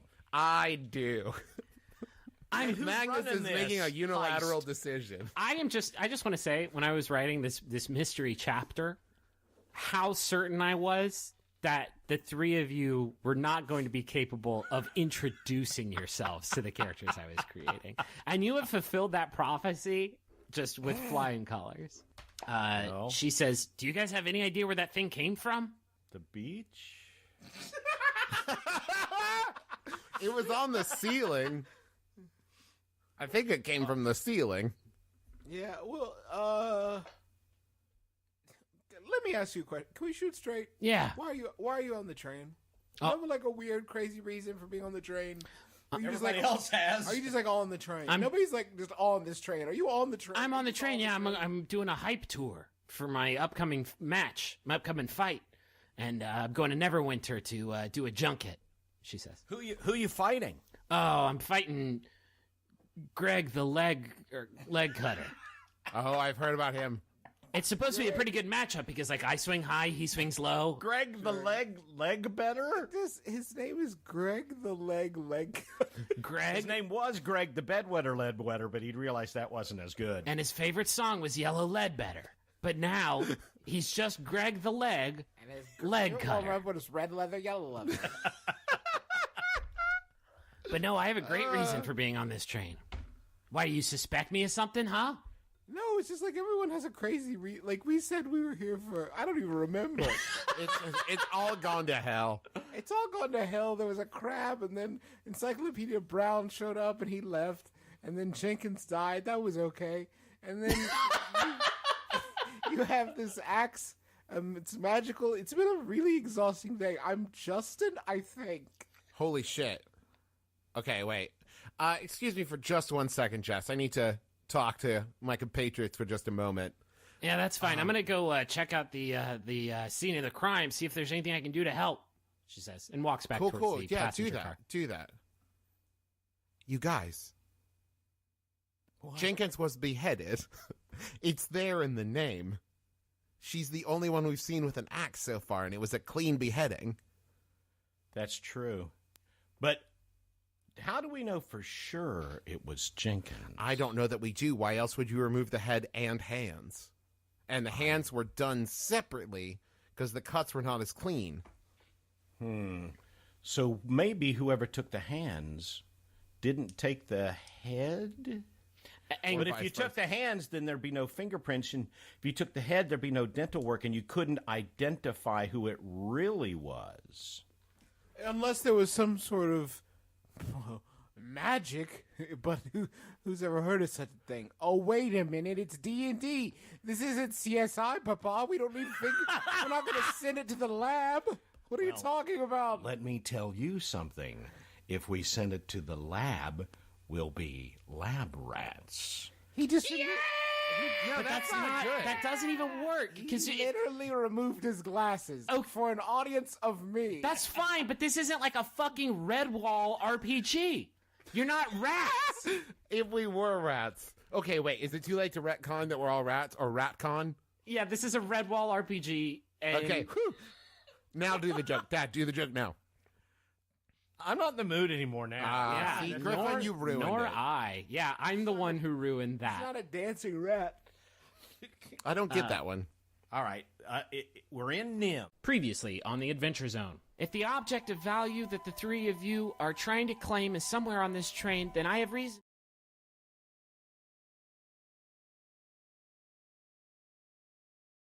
We're in NIM. Okay. So the only people we've ever encountered on this train are Jess, Jenkins. God, I hope you've been taking notes. Yeah, Jess, Jenkins, Angus, Graham the Juicy Wizard. And the conductor, or the engineer. who we haven't seen hide nor hair of. And so if someone killed Jenkins or someone killed someone, it's one of those 5 or someone we haven't seen before. Yeah, I'd say that's right. So it's either one of those 5 people or someone on the planet. Well, it's not Angus. Is it me? It might be Taco. Has anyone kept an eye on Taco the whole time? I'm literally asking. I have spells. I think the thing that we need to do is interrogate the only other person that was at the scene of the crime. We need to talk to Juicy Wizard. We do. We need to squeeze the Juicy Wizard. There it is. There's a joke. There's a joke that works. That was a joke. I'm done. I haven't got anything else. I'm just going to sit back here. You're throwing a lot of spaghetti at the wall, but like our listeners can't choose what spaghetti to eat. They're eating all the spaghetti that is thrown, and some of it has floor dirt on it. Griffin, you're getting pretty saucy. Ha ha ha ha! It's linguine. I'm in hell.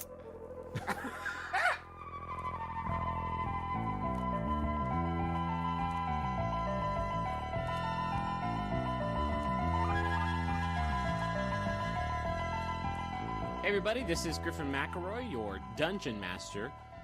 Although I have never taken this campaign into a dungeon yet, so I'm starting to think that maybe a new title would be appropriate.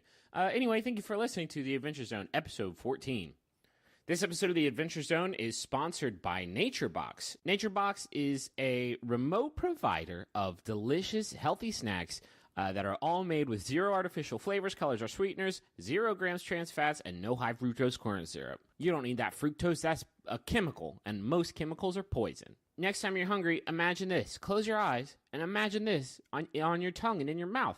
Jalapeno white cheddar popcorn, pistachio power clusters, Big Island pineapple, dark cocoa nom-noms, blueberry Greek yogurt pretzels. Their shit is popping off at NatureBox, and you can join the NatureBox experience for free if you go to naturebox.com/adventure. They're going to send you a free trial box of their favorite snacks. Again, that is naturebox.com/adventure. Go get your mouth fed. Go get your tummy happy. The Adventure Zone is also supported this week in part by Plaid Hat Games, which is a producer of fun and engaging board games. They have created titles like Spectre Ops, which is a stealth action game where one player plays a spy infiltrating a facility while all the other players are spy hunters who are trying to track them down and kill them before they can complete their objective.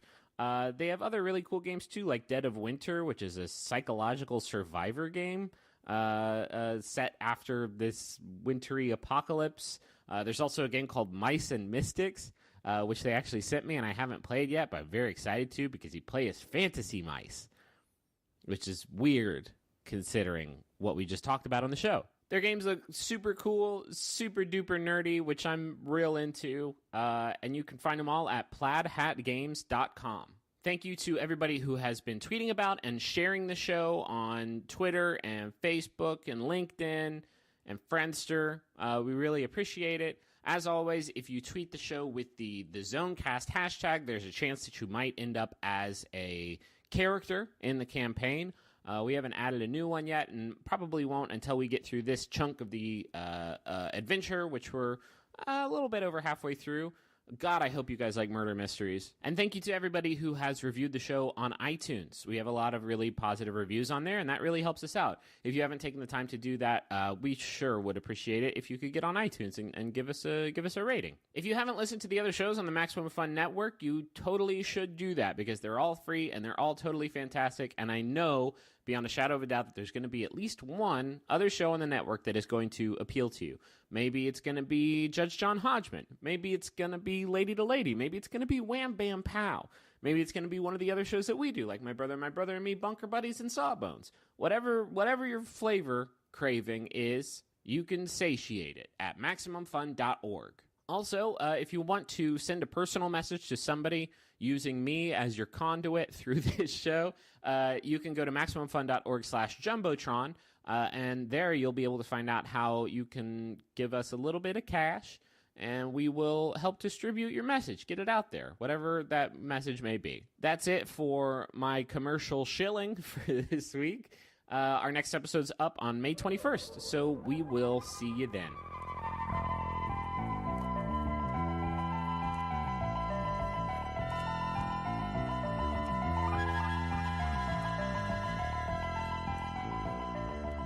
let the investigation begin. I want y'all to get NCIS on this shit. I think we should talk to Graham. I smack Graham in the face and say, "Wake up!" Okay, you're suddenly in the passenger car. You slap Graham in the face. He is laid out on one of the benches on the right side of the passenger car. In the passenger car is Angus, who is looking all around that chamber in between the cars where the murder took place. Or I should say where the corpse was found. You don't know whether or not the murder actually took place there. And Jess, the beheader, who is just sort of chilling. I don't know what she's doing. Oh, listen, I'm controlling like 6 human minds at once in this thing. You're remarkable, girl. I'm pretty amazing. I basically have 6 normal brains, or maybe one brain that's 6 times the size of a normal person's brain. I need to ask a question. Yep. Is this the big parlor scene where the detective figures it out and unveils the secret? Well, only time will tell, Dad. Okay, then let me ask another question. Are we agreed that we're doing away with the whole ruse that we're these other people? We can't make that decision out of character. If we're gonna make that decision, we have to talk about it. All right, lads. Oh, fuck. Are we giving up the fake identities? Yes. 1,000 times yes. Good. Then I cast Zone of Truth. How many zones of truth did you fucking prepare? Were you like, good morning, everybody. Give me like 30 minutes to stock up on all my truth zones. It failed, and you said we rested and got everything back. Okay, so you're busting out you're just like a zone of truth cleric with no I don't bring no a lot healing to the table. No fiery beams of purifying, sanctified light required. I just make people tell the truth. Well, yeah, simplifies things. Before I wake up Graham, is he still passed out? Is he still out? No. He has a cool compress on his forehead, and he's lying there. He's white as a sheet, and he is trembling. He looks a little green around the gills. I still smack him. Okay, you smack him as hard as you can, and he says, "No, I didn't say as hard as I can. I smack him 20%." Okay, just 20%. That's 20%. That's hard enough to kill some things. Okay, 5%. Okay, 5%. You shatter all with the my pieces. left hand. With your left hand. Okay, well then, he takes the slap at 5% force and sits up and goes, "What are you doing, man? I was awake." No, you need to wake up. I was awake. I was conscious. No, I mean like metaphorically, wake up. To what? That hurt a lot. Well, you'll hurt a lot worse. Getting real. It'll hurt a lot worse if you lied to me. Okay. Are you interrogating me? What's going on? Listen, it seems like it. I'm sorry about my partner. He can come on a little strong. I walk to the back and cross my arms and start fuming. We're doing bad adventurer, good adventurer. Help me out here. But there's 3 of you, so is one of you just a neutral adventurer? It's good adventure, bad adventure reading a book. Okay. Listen, help me out. This guy's a loose cannon. Give me something to work with here. What did you see in the car? We found you with a corpse that looks kind of like Jenkins. What did you see? What happened? It was Jenkins. I was sitting here in the passenger car. I decided that I wanted to go and see if I could take a round on the pleasure chamber, and so I walked back. And when I opened the door to the sleeper car, I saw a corpse I saw a body on the ground without a. He fainted. I step back up. I smack him. This time 6.5%. Whoa! That smack hurt 1.5% more than the last one. What are you doing to me? You don't get out of this by passing out, Juicy. Statistically, I mean, not to quibble, but if it was 6.5%, it would hurt a little over 20% more than the one before it, because the one preceded it had been 5. Well, I took an educated guess at what 100% of his smack would feel like, and so. Okay, that made sense to me. Okay.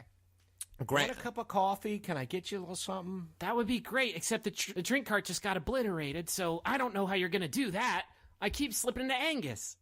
I look at Graham and I say, when you saw the body, did it have hands? No, There were no hands. It had been beheaded and behanded. And you had been in the passenger car. I was in the passenger car. Yeah, I was in here with... For how long? For about 20 minutes or so. I was in here with Jess. She was in here too when I walked back to check out to go to the pleasure chamber, and we heard a shriek. Was that you, Graham? I don't remember shriek. I have a pretty gravelly, mature, masculine voice, so I don't think. Why don't you use it? This is it. Hey, listen, I couldn't find any coffee, but they had these little Andes mints, you know, those little chocolate mints. Here, have a couple of those, and just answer the nice men. Wait, are we doing good cop, bad cop, mom cop? Okay. Thanks, Mom, he says, and takes them and unwraps them. That's really good, because now he's safe from Dementors, too. He says, let him finish. Or did that come from the X-Lax box? Oh, God. Let me think.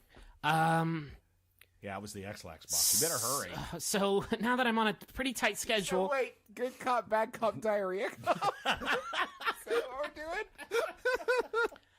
The last time I saw Jenkins was... it was just a few minutes before I found him. He came up and did a drink service up here. He went to the front of the train and then brought us back drinks, and then went back towards the back of the train, and then I went back there a few minutes later to see if he could take me to Pleasure Town. This next part's extremely important. Go. When he was doing the drink service, did you notice him setting aside any drinks, or anybody taking extra drinks they might have been putting aside for later? Are there somewhere on the train we can find some drinks? I don't think so. Think about it carefully. You didn't even think. This is really important. Just help him out. The drink card is gone. He's got the shakes pretty bad. Already Taco needs his medicine. Daddy needs his special magic juice. No, but what were we saying, Jenkins? Jess, can you corroborate this story? Like, you were here the whole time, right? Jess looks back at you. She says, "Yeah, I was here the whole time. And he was here too. I saw him shriek and then fall down like some sort of small child. And the door shut behind him. I gotta be honest, I didn't think anything of it. I thought maybe he was having a conniption or something." Jess, you didn't kill Jenkins, did you? I only ask as the beheader, you know. The what? Be thorough. The beheader, Jess the beheader. No, that's like that's a thing I do for work. I don't... Do you go... Sorry, what's your job? Wait, you didn't... No, before I insult you, I need to know what your job is. Me? Yeah. Bodyguard. Oh, no, we're not doing that anymore. I'm Justin. Taco? Mm-hmm. You are impossible to talk to, and this is the worst conversation I've ever done. I'm a shitty wizard. I just want to know if you killed Jenkins or not, Of course I didn't. Okay. Do you adventure on your free time? No. I only behead people when I need to, or when I'm being paid to do it for entertainment. To be fair, living is the greatest adventure. I guess. Jess and Graham are each other's alibis. We were with Angus. So that only leaves the... How long was the body back there? Graham says, I saw Jenkins just a few minutes before I found him. Okay. So whenever it happened, must have been in that period of time. Hey, did you get into the pleasure chamber, or were you going to go get access? He says, no, when I was on my way there, I saw a dead body that was decapitated. It had its hand... And that was not your pleasure hands request. cut. No, it was... He falls down again. He's fainted. I smack him 7.2%. Okay, you hear something pop.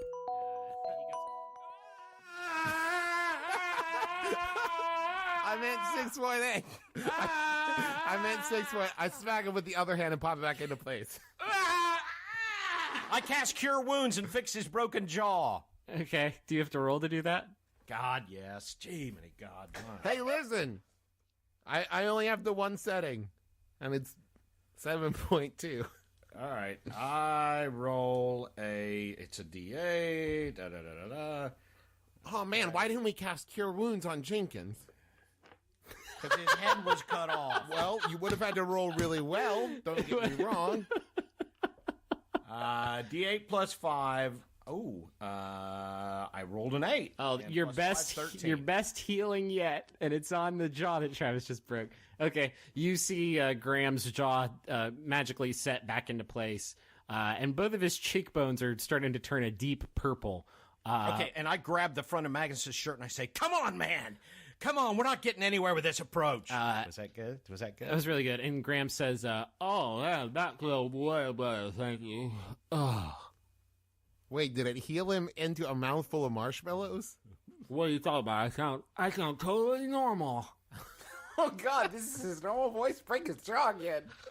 Can somebody... Okay, Travis. Yeah. Recap. I can tell you everything again. One more time. Okay. now. No more for me. Quiet, mushmouth. Here's what we're looking at. Okay. In the passenger car, we had Jess and Graham together. In the sleeper car, we three and Angus were together. Jenkins entered the passenger car, offered drinks. He went in the conductor car, too, to bring him drinks. He went where? He went in the conductor car to bring him drinks. And when he came out of the conductor car, did he seem different in any way? Yeah, his head was gone. No, I'm just kidding. He was fine. Okay, let's go to the conductor car. Walk, walk, walk, walk. Wait a minute. Oh God! Do all of you have a lead foot? We're jumping. We're jumping down the car. Okay. You hop like little bunnies to the conductor car, or the front of the passenger car, and the space between that and the engine car. It's not a conductor, by the way. It's an engineer. I don't know why I keep saying conductor. Keep getting my train jobs confused. The high security door into the engine car is sealed shut. I'm not shaving a haircut. Okay. There it is. And you hear the voice of, God, what did I say his name was? Hudson. Wow. Hudson? Yep. Hudson. Yeah. Hudson. Because I was trying to make a Hudson Hawk joke and I couldn't get to it. Yeah. I was trying to make an Ernie Hudson joke and I couldn't get to it. And I was just trying to play D&D with my family. You hear the engineer's voice come from a small cone above the door, sort of megaphone system. You hear him go, "Hello, is everything going okay back there? Is everything's going... Yeah, we're having a pretty smooth trip. We should be there in about an hour or so, Great, Jenkins is dead. Jenkins is dead? Yeah. He was the one with the bow tie. Don't feel bad, I forgot too. Bow tie? Jenkins was a dedicated employee of the... Now he's just a dead employee. We all got there. Goofs about this, huh? It doesn't seem like the right time or place for that. Listen, we just need to know, is there anyone else on the train? No, I can show you the manifest, but I don't think I should come out of here, especially now. I can't open up the engine car to whoever did this heinous crime. So it was just you, Angus, Jess, Graham, the three of us, and Jenkins. Yeah, that's it. That's everybody on the manifest. John Boy, Elizabeth, Jim Bob. I don't know what you're talking... None of those... No, it's just us. Just the people that you Listen, we need access to the caboose. We have to get to our secure item. You can go in the caboose whenever you want. You just can't... You can't get in the safe.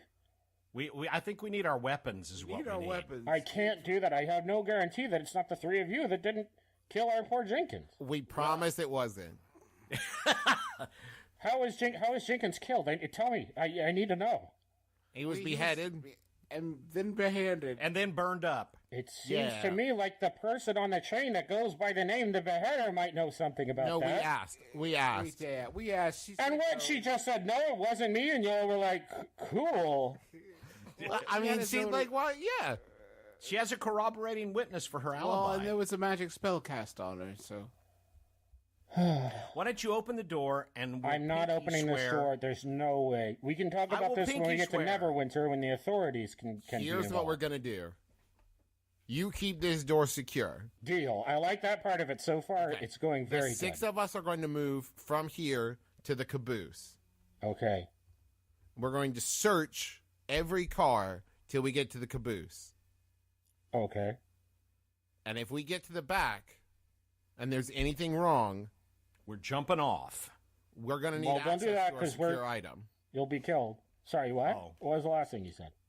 If we get to the back and anything's amiss, anything's wrong, we're going to need access to our secure item. It can't It's fall going to take into me the and wrong hands. the crypt safe takes 1 hour of sustained contact from me, the engineer of this train, to open. So by the time I get it open for you, we'll be in Neverwinter, and the authorities can handle this themselves. Sounds great. Okay, but we need our weapons. I can't do that. I'm sorry. Can't you? Is it can't or won't? Can't you? In order to give you your weapons, I'll have to leave this car, and that's not happening. Because you know why? Don't you want to be a conductor? I want to be a. Well, first of all, I'm an engineer. But don't you want to be a conductor? Isn't that your dream? Look No, at your heart. engineer is on a way higher pay grade than a Yeah, but I mean, it's a lot more responsibility too. I know you it should saying to be. me You know what? earlier that you were stressed out. You know what I want to be more than anything? What's that? Just a guy with a head. Well, we all want to be that. Wouldn't you like to be a friend-gineer? Okay, I'm going to go ahead and shut off this channel. You That guys sounds about let me right. know if you figure out who did this murder, and hopefully... Hey, can I Yeah. say something? Yeah, you didn't take my weapon. See this? I can't see that. What it Open the window that may or may not exist. No. Yeah, we need to give you some other weapons. Okay. I have a weapon here. I'm starting to feel a little bit threatened, so I'm going to go ahead and go. You can't. If you go, I'll fuck your train up real bad. It's Okay. gonna be brutal. In So here. now I'm starting to feel I cast prestidigitation, and he smells something that smells like dookie. Yeah. And I Oh, say, sir, I I'm guarantee you just- it doesn't smell any worse than my own hand. That's just a sneak preview, baby. There's lots more where that came So from. you're telling me you're going to stink up this whole train? All of it? and then burn it down. Okay. We need to search. Okay, have fun, he says, and you hear click. Zzz. You called my bluff. Good one, though. Good try. All right. So we have no access to the little pleasure closet without Without the Jenkins. rod. There's no way that can be used, right? You can go check it out. Oh wait, this is That has to be the- wait we- classic detective shit. If his rod is missing, right? Whoever killed him took it. So everybody in the room, turn out your pockets. Okay. Where are you? We're still in the passenger. Well, we need to car. go back into the car where everybody is. Yeah, everybody's in the passenger car right now. Angus is in the space where the scene of the crime, just sort of going over everything. Graham is still lying down, still supine, and Jess is just sort of looking out the window. All right, turn out your pockets. Jess goes, no.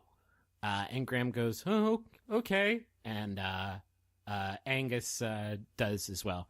So Angus and Graham out turn their pockets. Graham has some Andes mints in his folds. He doesn't seem to have diarrhea, so that's probably good.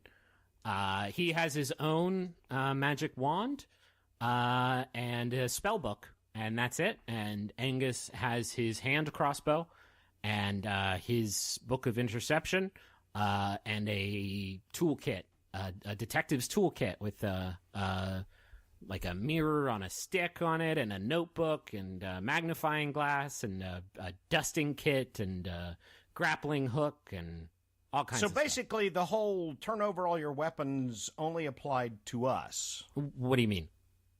Kid's got a crossbow, and what's her name can A summon very up well axe. concealed crossbow, he says. Hey, listen. I don't know why I didn't think of this before. Is that everybody's pockets? It is, right? No, Jess did. Jess did not empty Jess it. refused. Let's talk to Angus for a second. Hey, Angus. Hey, what's up? You're like a great detective. I don't know why you're letting the babysitters club here. Three of us like try to piece. I've actually been watching you. You've been doing a surprisingly good job, he says. Thanks for the I've already calm figured it out, question. of course. Yeah. Well, why don't you give us a hint? A little hint or rule. Isn't it more fun if you try and figure it out for yourself? He says. No. No. I was just kidding. I haven't really figured it out yet. I was just like putting. Listen, I'm a 10-year-old. I'm a 10-year-old boy. You're a 10-year-old douche. Are you the world's greatest detective in comparison to your age? Is it a sliding scale thing? I'm the best detective in the world. I'm very young, and I'm very I'm very self-conscious about my age. So I guess I put on a front. I'm glad that I have somebody to talk to about this. I'm going through a lot of changes right. Oh, okay. Bye. All right, bye.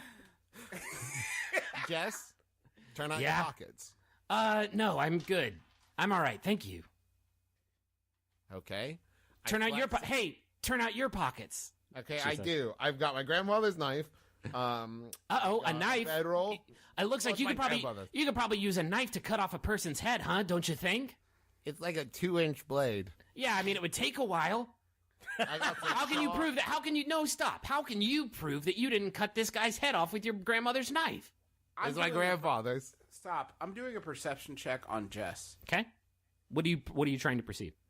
I'm just looking at her whole thing to see if there's anything that seems out of place, stains, damage, anything like that seems out of order. Hey, do you want me to cast Zone of Truth? Hold on. That would be an investigation check. If you are poring over a specific thing. Investigation check on Jess. Yeah. Perception is if you're trying to find something. Investigation is if you're trying to learn something about something you know is already there. Okay. I got a 12, so it's not great. No, I'm not very sleuthy. Well, with a 12, you see that she doesn't have any blood on her. She has a little bit of crab ash on her from when she halved the beast you were fighting before. But yeah, no blood, no signs of struggle. Her clothes aren't torn or anything. Her armor, I should say. All right, I guess we're gonna have to frisk her. Okay, that sounds like it's going to be a lot of fun, she says. That's going to be a lot. That's going to be a ton of fun for all four of us. Do you guys like gambling? She says. Yes. Sure, yeah. Let's place bets on how far I can throw each of you, she says. Are you roided up? That's a little aggressive. Wait a minute. I cast Detect Magic. Okay. If there's any magical items in this room, I will see an aura around them. Okay, that's fine.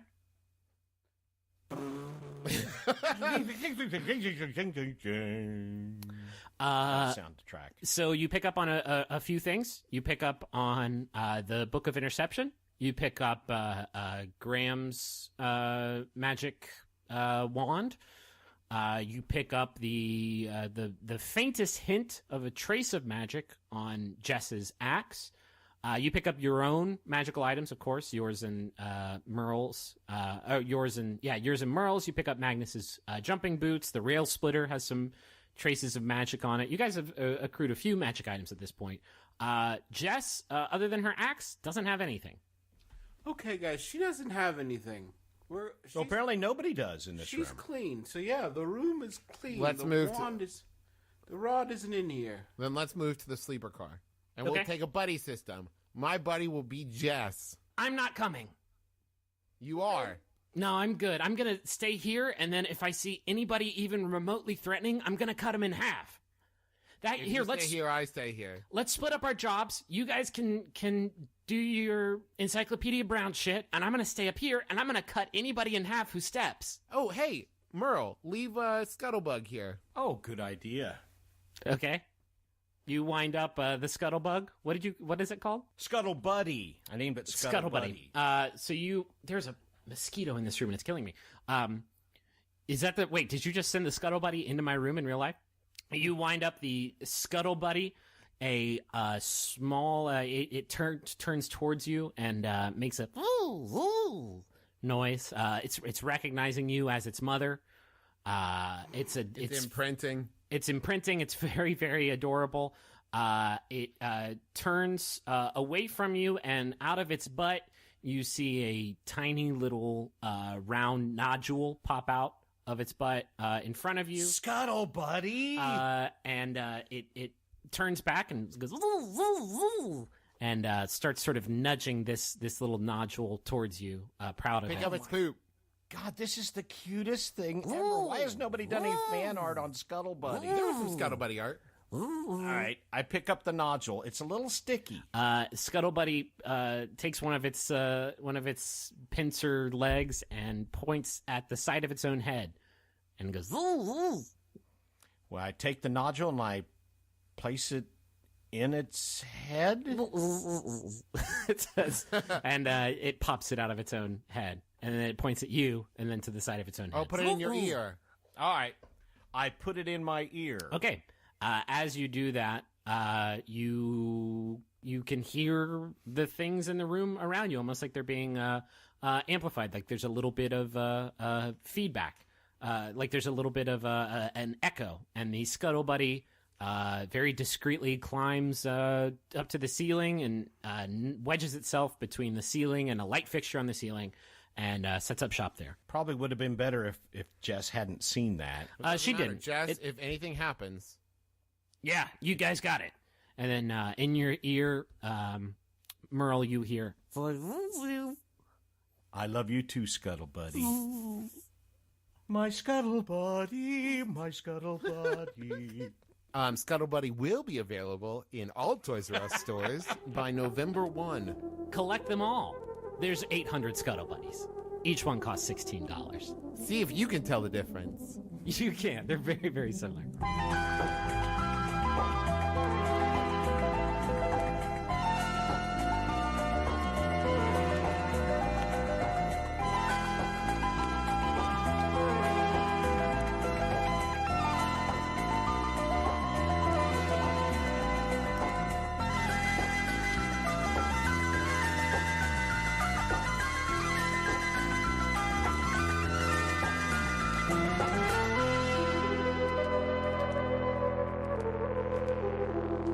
Before I let you go, I just want to say once again, thanks to NatureBox, where you can order hundreds of great tasting, healthy snacks.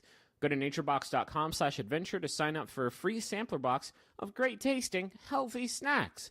Next episode's up on May 21st, so we hope to talk to you then. Okay, bye.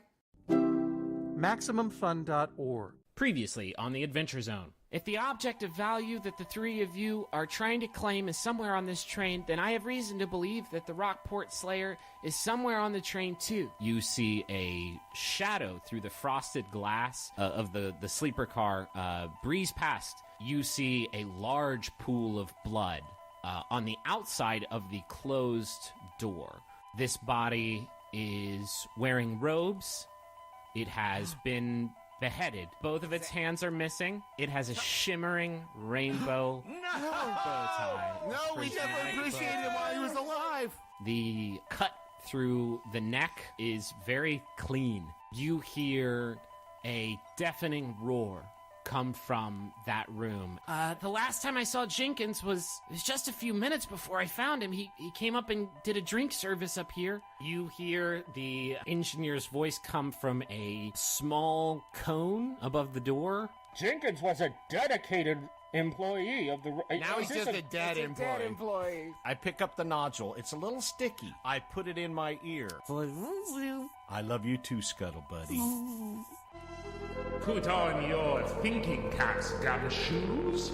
It's time to solve a murder in the Adventure Zone.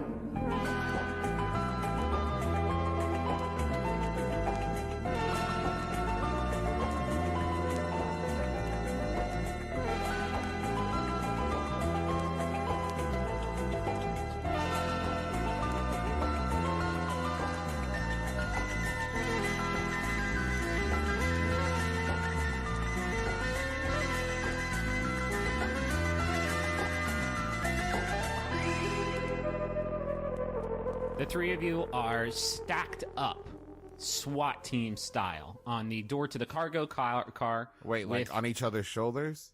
No, I mean, there's no, like, you're not sneaking into an R-rated movie. You're about to Are we slice... little rascaling it? No, you're about to slice the pie with Angus, who has his hand crossbow out. He's got his back up to the wall against the door with the hand on the door, ready to go in. Before you all can breach, Angus turns to the three of you and says, now listen, if we find the culprit in this room, you have to promise me that you'll help me apprehend him. Don't kill him or her. Whoever it is. Ooh, that's a big ask. We really want to kill him. Yeah, we only know like 2 things. Jumping away from fire and killing are the only 2 things we're really good at. You won't have your weapons, though, so it would come down to fisticuffs. Oh. Beat a man to death with your bare hands. I've found that not killing is pretty easy. I go long periods of time without killing anybody. Keeping the demons at bay. Hey, listen, we all have droughts, kid. Don't feel bad. He says, okay. Cold streaks. Breaching in 3, 2, 1. Wait. What? Yep. Angus. Yeah. Check your book. Okay. He pulls out the book of interception that he used to discover your true identities and cracks it open. Says, what am I looking for here? Is there anything since just before we heard the scream that alerted us to the Jenkins murder or anything after? Any information we should have before we move forward? He flips through the book really quickly. This is not a great time for it. We're about to do some action-packed SWAT shit, but no, I don't see any messages in here. Okay. He says, can I breach? Yeah. Can I breach? Yeah. Can I breach, please? Are you all trained for SWAT hand signals? And you know about slicing the pie? Yes. Okay. Yeah, I've had pie. 3, 2, 1, breach. And he slides the door open. Can you paint a word picture of how awesome it looks as we breach through? Yeah, you all, the 4 of you, slice the pie in opposing diagonals into the room. Angus with his weapon drawn. Taco's got his umbrella, which is a little bit less imposing. Merle and Magnus, you are unarmed. But you move into the room. A flock of doves flying. A flock of doves. Not Doug's. Doug. A flock of doves fly in behind you and then vanish. And it's totally sick. The only problem is that there is nobody in the cargo car. It's completely... Except a bunch of dogs now. There's a few Dougs. No, there are no Dougs. The only thing in the cargo car is the crypt safe, which is firmly built into the floor of the room. Now, the 3 of you, as you move into the room, actually feel nauseous for a brief moment, but that quickly subsides. And one other curious thing happens as you move into the room. Merle, you, up to this point, have been able to sort of overhear the awkward, forced conversation happening between Jess and Graham in the passenger car in the front of the train, thanks to my Scuttle Buddy. Your Scuttle Buddy earpiece. Yeah. As soon as you move into this room, that earpiece just shorts out. You are not hearing anything anymore as soon as you move into the room. And Griffin. Angus starts overturning the room looking for clues. Yes, Justin? Can I roll a perception check to see if I notice anything awry about the safe? Yeah, you're doing an investigation check on the safe to see if anything's wrong with it. Yeah. I got a 19 plus 0. So yeah, just a 19. Just a 19? No, the crypt safe seems totally intact. There's it doesn't seem like it has been breached or assaulted in any way. It's locked still. Still locked up, yeah. Did we try the handle? Because sometimes you assume it's locked, and then you try the handle and it opens. You're like, oh. Yeah, and sometimes the crypt safe does the thing where it unlocks the crypt safe right when you try to pop that handle open, and it's like, God, just wait for a second. I'll go and then you go. Like jiggling the toilet handle, right? Just like jiggling the toilet handle. And sometimes you poop on the crypt safe. Griffin, can I roll to see if I figure out what's going on? Yeah, what roll would that be? I have a +8 to figuring shit out. Okay. It was only a 7, so that's only a 15. No, you have no idea. Use your brain, not your dice. But so that's not how D&D works. I was actually thinking about that this past week. Like, if I was, because I'm cosplaying Taco as currently. Are you wearing a robe? I'm cosplaying Taco as a stupid man. That may change. He's kind of been going back and forth. But does it, like D&D, like meta D&D, like, should I be able to figure, like, is that fair if I figure something out? Because that doesn't necessarily make sense in the world. You know what I'm saying? Like, I've always pictured Taco as more aloof than ignorant. He knows more than he lets on. Yeah, but you're not answering the central question here. If any of you can crack this open, don't fucking sit on the answer. I've What? just if you know the answer. No, I don't. I don't think I can crack it open. He's trying to ask if Justin can if figure Justin it out. figure, I'm not saying like Yeah, if Justin figures it out, let it rip, baby. a single intelligence point orc. Like, should he be able to figure? Like, does it make sense if I were to figure something out? Like, for that orc to be able to guess it in D&D? Like, does that make sense? Well, you'd have to make like 19 wrong guesses first. Shouldn't I be rolling to see if I figure it out? Is what I'm saying. No. Okay. We're just talking. So We're just talking. This is just friends talking right now. This is interesting. You know, this counters sort of what I was thinking, because you know Jenkins' hands were missing, right? And what I was thinking was that the rule of the safe is that you have to have the employee of the Rockport Express have to have their hands on the safe for an hour, and his hands were missing. So I thought what I had thought was maybe someone had taken his hands so they could put them on the safe. But there are no hands on the safe. Angus looks up he's dusting for prints on the safe, and he looks up at you and he says, "Yes, I had the same suspicion a while ago. In fact, a really long way to catch up. Like basically from the start, I had that suspicion. Yeah, right. The only issue is that it's not just any employee; it has to be the engineer of the train, who's locked away in the engine car. How do you open the engine car? You don't. The engineer's the only one that can get in there. Unless you have the wand. Unless you have the wand, Jenkins's wand, right? Jenkins's wand would let you go into any area, so that would be the only way. If it was your pleasure chamber, you're throwing a lot of spaghetti at the wall.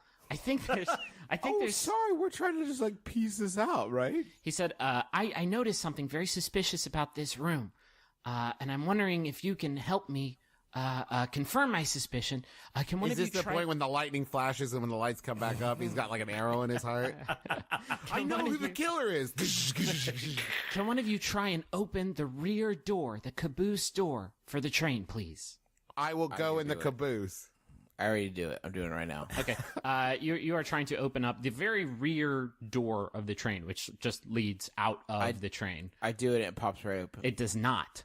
I'm pretty sure I imagined it popping open. It does not. In fact, it seems like it has been fused shut somehow. I want to roll to punch open the door. Okay. Yeah, my whole day's about the door now. Okay, 19.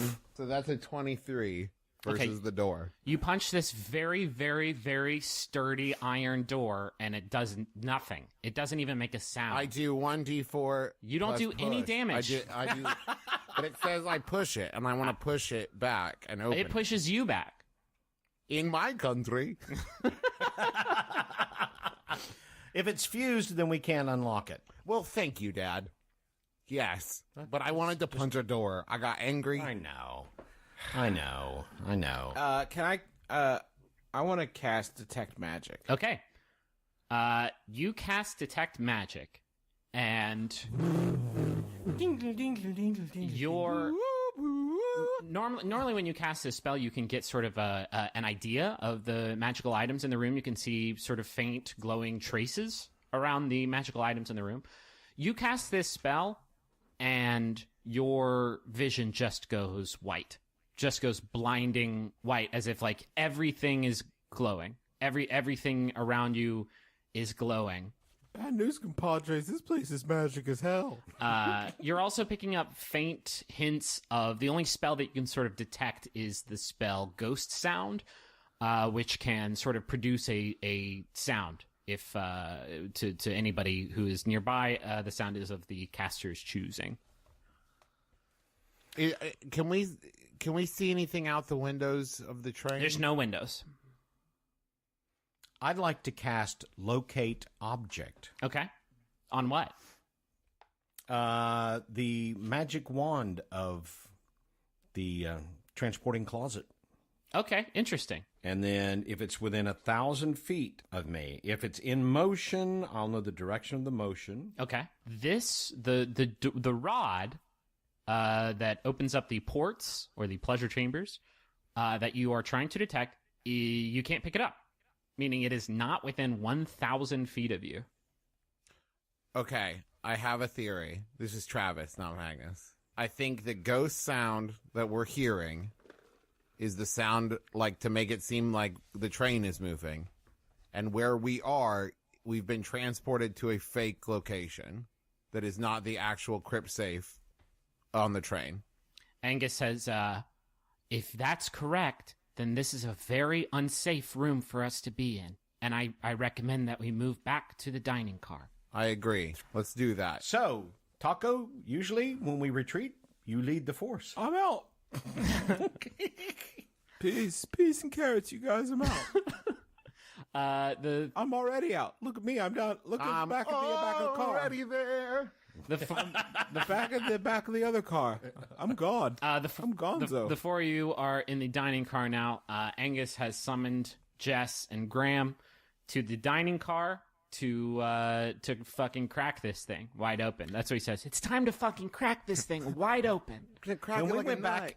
When we went back through that door, did we get a sense of nausea again? You did, yeah. As you cross through the threshold of the door, you very briefly feel dizzy and nauseous.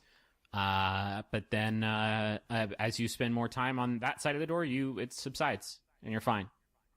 And when we look back through the open door, we see the crypt and everything else. Yep, you see the room you were just in. Okay. So you move into the dining car, and Angus begins his speech. He actually turns to you guys and says, "Do you guys want to take a stab at this first? I've done this a lot, and it's really exhilarating. And I'd love for one of you to share this, parlor scene experience. If we have any takers." Okay, so let me think. I mean, I've already gotten everybody sort of like horny for the solution. Well, yes, thank you.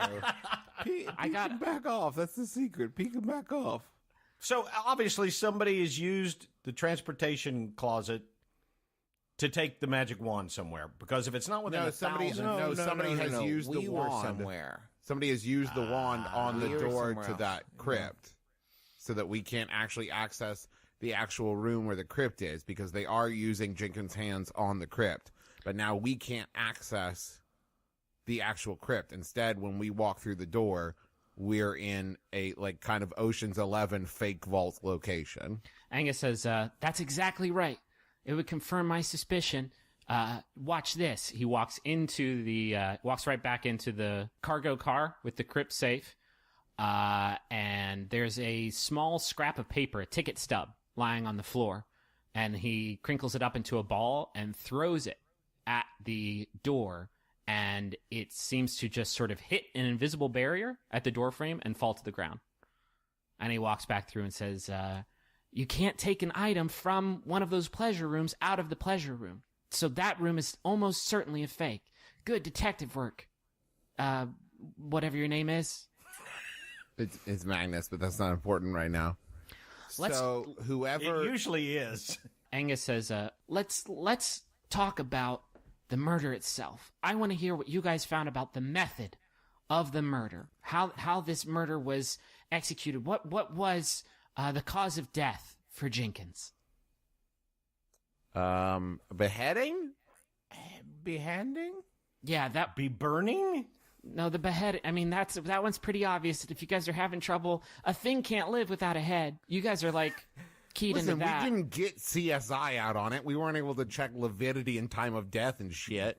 We saw that he didn't have a head and there was blood everywhere. That's the best we can do. What did you notice anything else strange about the scene of the crime? His hands were cut off and it was 2 different cuts. Yes, exactly. What could have possibly... Let's identify, first of all, what could have possibly caused the killing blow? What could have possibly beheaded? It was Jess's beheading axe. Well... No. The crab thing. You said it was completely clean? It was a totally clean cut, which would... Is it possible that using that transportation magic, the body was transported differently from the head? I think you're close. It couldn't have been the axe, because the axe is soulbound to Jess, and Jess has an alibi because she was in the room with Graham. If the head... Also, a weapon of that size would have made a tremendous noise, and it would have alerted everybody on the train that the murder was taking place. If the head was in the pleasure room, or in an alternate room, and then the magic was shut off, would that have done it? I think that's exactly it. And we have a clue that can confirm that. Remember, when we first came to the scene of the crime, there was blood on the outside of the door as well, which makes me think that they turned up a port in that door, stuck poor Jenkins' head through, and then shut off the port. And because the door would have still been open, that would explain the blood on the other side of the door. That's why you can't find the head. There was no sign of a struggle or sound of a struggle in that room, which makes it simple to deduce that the victim was asleep when they were killed. But why the hands? That's the problem I keep coming back to. The hands are for the safe. I think that's entirely possible, although, again, Jenkins' hands wouldn't open the safe. It wasn't Jenkins' hands. What are you saying? Jacques! Oh, my God. It was the engineer. What about... Okay, but wait. Jenkins is the assassin. Jenkins killed the... Okay, listen. Listen. I have a moment of lucidity and I don't want to waste it. Jenkins killed the engineer, took the head so the body couldn't be identified, switched clothes with him, took the hands off the body, swapped the body with his clothes, and then opened the pleasure chamber into the engineer's room so he could kill him there.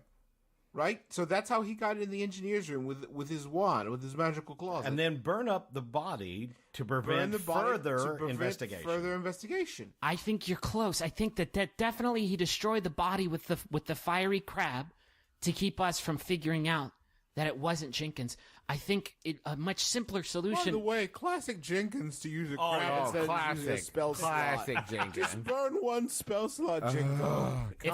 If we're 100% accurate on this, I think we need to be a lot more respectful of Jenkins' magical potency. Jenkins I will sooner die. I think a much easier method for him to access the engine car is when he took a drink service in there. Well, I liked mine better, but that's fine. Well, I'm glad you're contributing, Angus. I'm also glad the engineer's drinking. He's still in there, because when we talked to the engineer answered. The engineer answered through the audio device above the door, which could have easily just been ghost trick, it could be ghost sound, it could be any number of spells. Cool. So where is Jenkins now? This is a very curious question. Remember when we were talking in my sleeper car about... I revealed my true identity, and you guys revealed your true identities? Yeah, we all grew closer as friends. And Jess says, "What are you talking about?" And Angus says, "Oh, I'm the world's greatest detective." Anyway, you remember, before the murder, before any of this even happened, we were interrupted by the sound of somebody moving past the sleeper car towards the back of the car. If Jess and Graham were in the front of the car, the engineer was already dead. We'll call him Engineer. He had a name, and it was Hudson.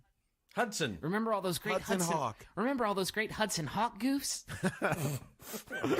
I'll never forget them. If Hudson was already killed, and Jess and Graham were in the front of the car, and the four of us were in my sleeper car, who was that moving towards the back of the car, and where are they? Is it Jenkins? Yeah, I mean, yes. So Jenkins is in the actual final car. Jenkins is in with the real crypt. All right. Real room. I point at Jez and I say, summon that soulbound axe. We're going to hack our way through a wall.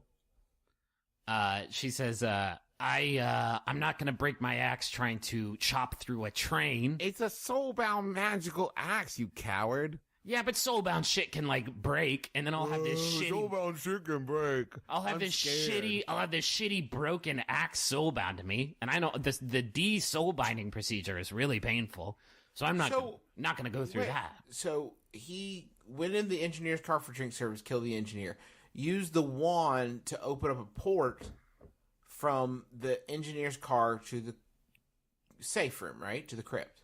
No, used it to open it up to the dining car thing so he could decapitate the body and do all that stuff. What I'm finding curious, Angus says, is why he didn't just kill the engineer in the engine car, cut off his hands in the engine car, and take his hands to the crypt. before to the cargo car before because we he even found had him. to alleviate suspicion from Jenkins. I think that's right. He had to. Whenever this job is done, he doesn't want anybody looking for him, and it's a lot easier to escape and start a new life as a corpse than as a criminal. Well, it's hard to start a new life as a corpse. I think. Because you're dead. I have a theory. You can't get around. You can't get I out a hadn't lot. stopped iZombie. I mean, I have a true. theory. I have a theory for how the corpse found its way into the space between the passenger and the sleeper cars. Well, somebody probably helped it because it's a corpse. I was just saying, like, when you're a corpse, you can't. Let's hear your theory, little man. Does anybody else want to take a stab at it? Boy, we've had such a good hit rate so far. Maybe the weird crab carried it on its back. It was on the drink cart. In the drink cart, Angus says. Eureka! Shut up!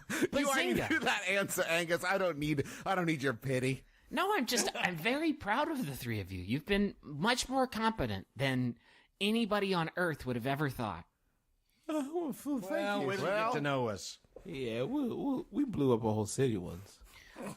What he walks over to the three of you and starts whispering. What I don't understand is if Jenkins was also the killer of Lehman Kessler, how does he know about this item that I can't hear and apparently nobody seems to know about except the three of you? Is he a member of the Bureau of Balance? Is he a... You just stacked out on me, brother. That's not for you. Okay. I'm asking my compatriots. Well, could we use the Oh, you know who we need? Push a button. You're on a train underground. There's no response. She can find us. How's she gonna do that? Magic, Griffin. How do dragons exist? Just make it happen, DM. No, it does not happen. You guys are on your own. No Deus Ex Machina. He's got to be a member of the Bureau. It's the only thing that makes sense. Angus says, the really tricky part is how we're going to be able to get to Jenkins before we arrive in Neverwinter. He points at Graham. Graham, how long do we have until we arrive? And Graham pulls out a stopwatch from his pocket, or a pocket watch. Not a stop. His juicy robe. He reaches into his juicy robe and pulls out a pocket watch and pops it open and looks at it. And he says, about 25 minutes. And Angus says, we don't have very long. About 25 minutes. Yeah, we just heard him. Okay. I would like to... May I cast Locate Object again? Yeah. I cast Locate Object again. On the same rod? Yep. This time you get a ping towards the back of the train in the cargo car. So it confirms. Yeah. I have a question for Boy Detective. Yeah, shoot. So the rule of you can't bring items back from the pleasure chamber. Yeah. What happens if we could successfully bring an item back? You can't. Would it disrupt the magic? It wouldn't do anything to the magic. It just wouldn't go through. How do we disrupt the magic? Either by stopping the caster from channeling the spell or destroying the item that's channeling the spell. Killing. Well, but we got to get to him first.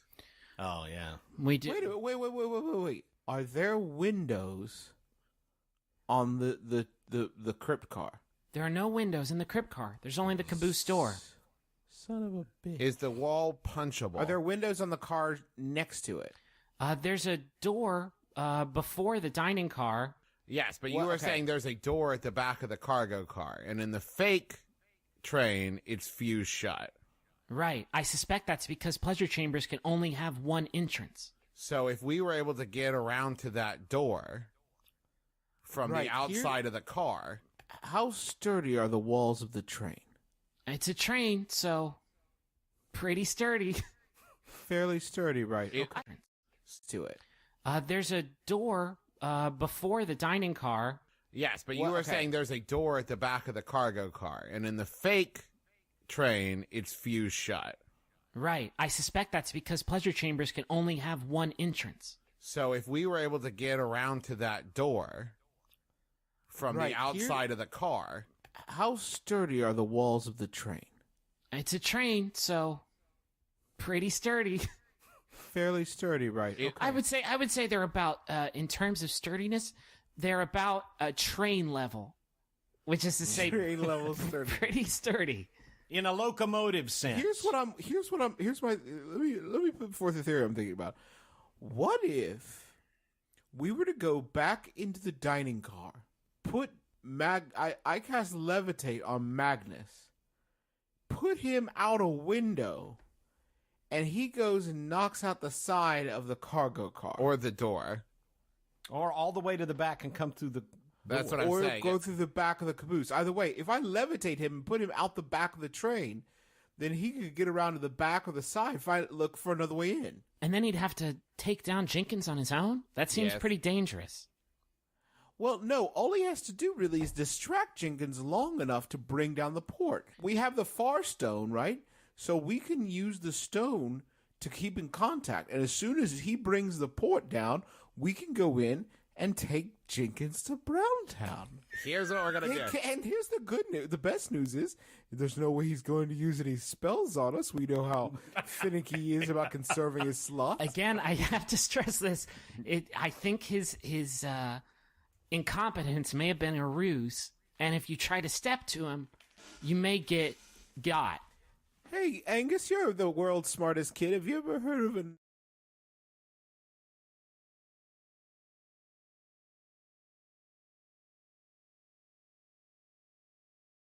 man named Magic Brian? I can't. You just staticked out for me. Exactly. Let me make one addendum to your plan here.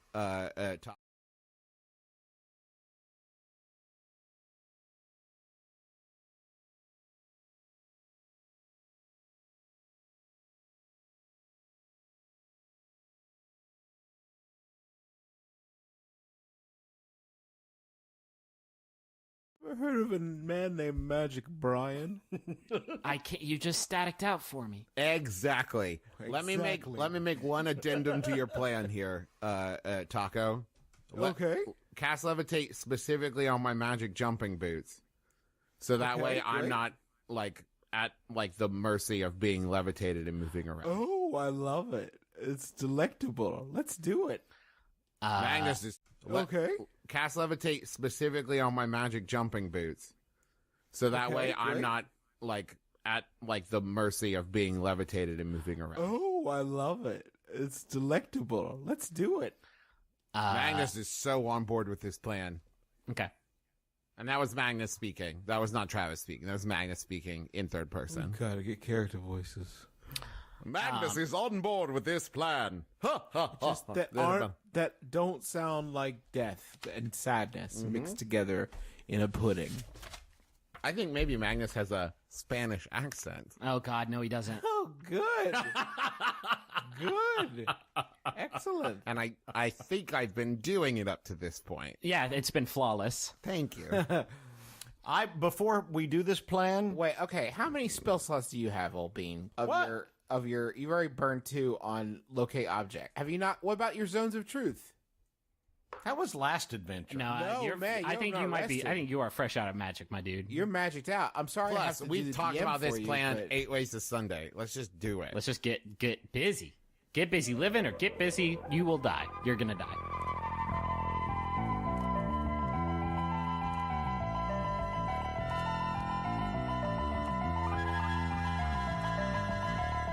Hey everybody, it's your Dungeon Master and your best friend Griffin McElroy. Thank you all for listening to episode 15 of The Adventure Zone.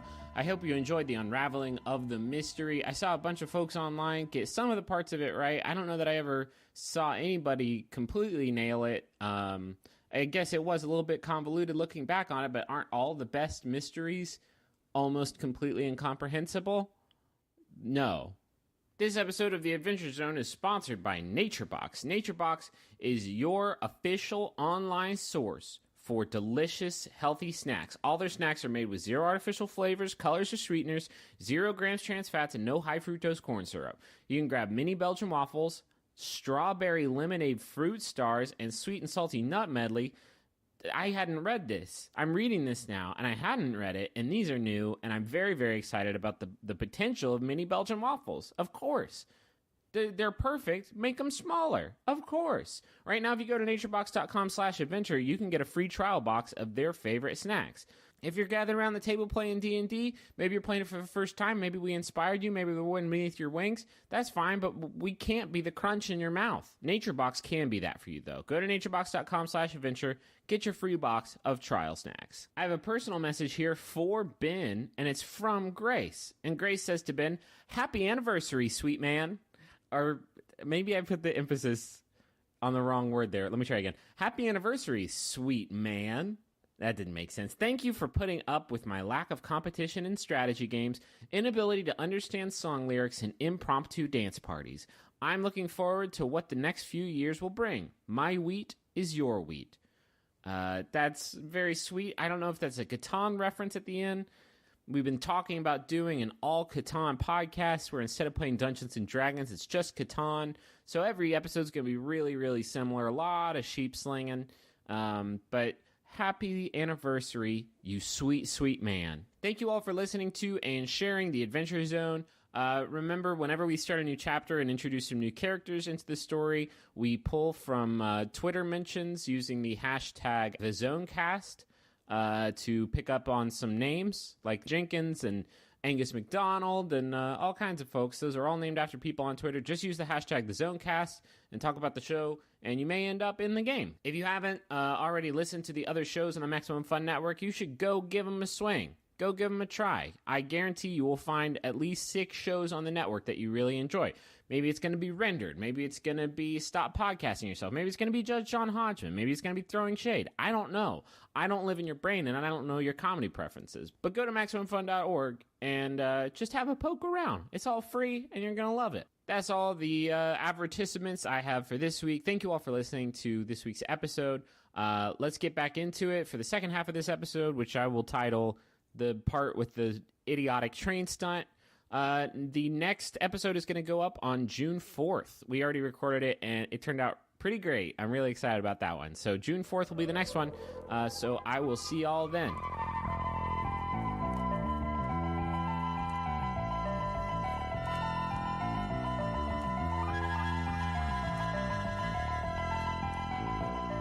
You are all gathered around a table in the dining car, where Graham has unfurled a map of the train route. And he is I thought you were going to say of the train, and it was just a straight line. And he has pointed out one part of the route, and he says, shouldn't there be some really cool music playing in the background, like the Ocean's 11? I'm sure. Wow, wow, wow, wow.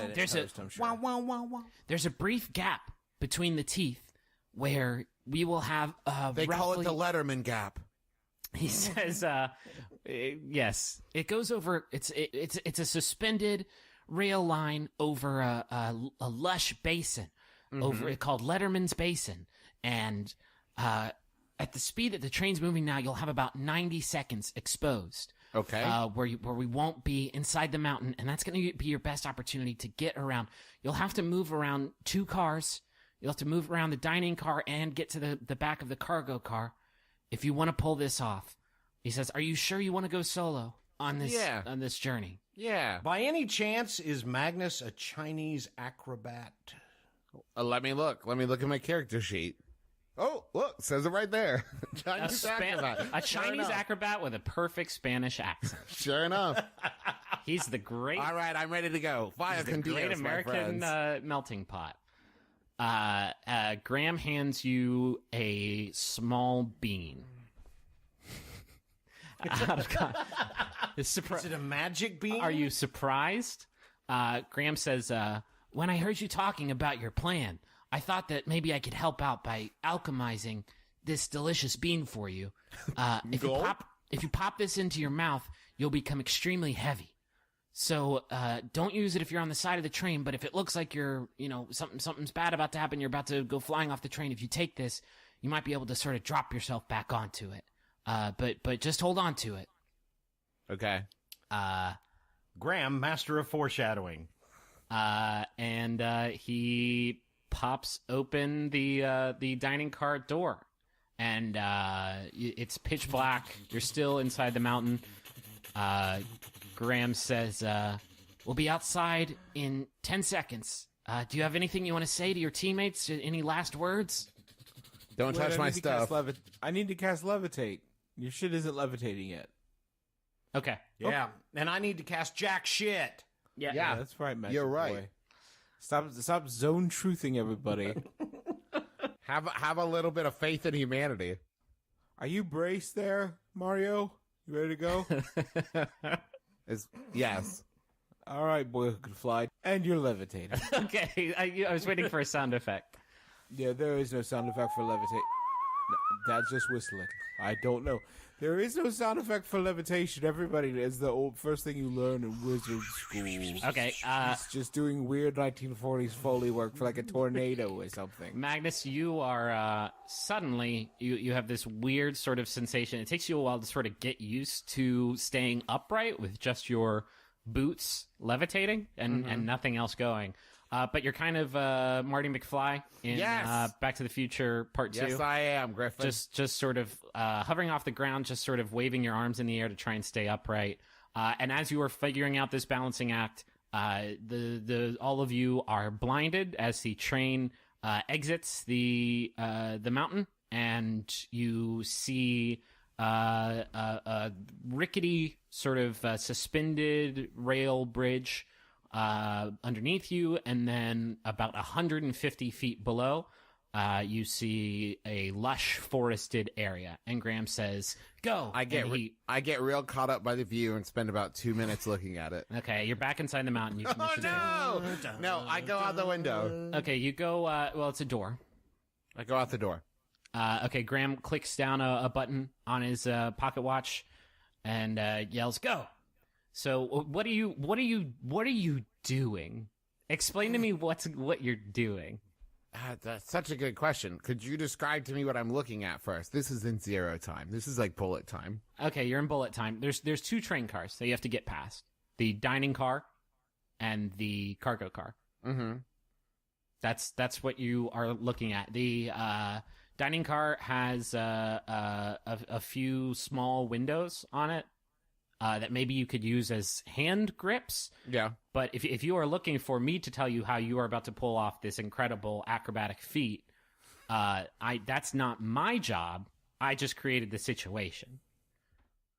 Well, I have one risky idea. And that is good. I don't have to do anything but let go and then grab on again.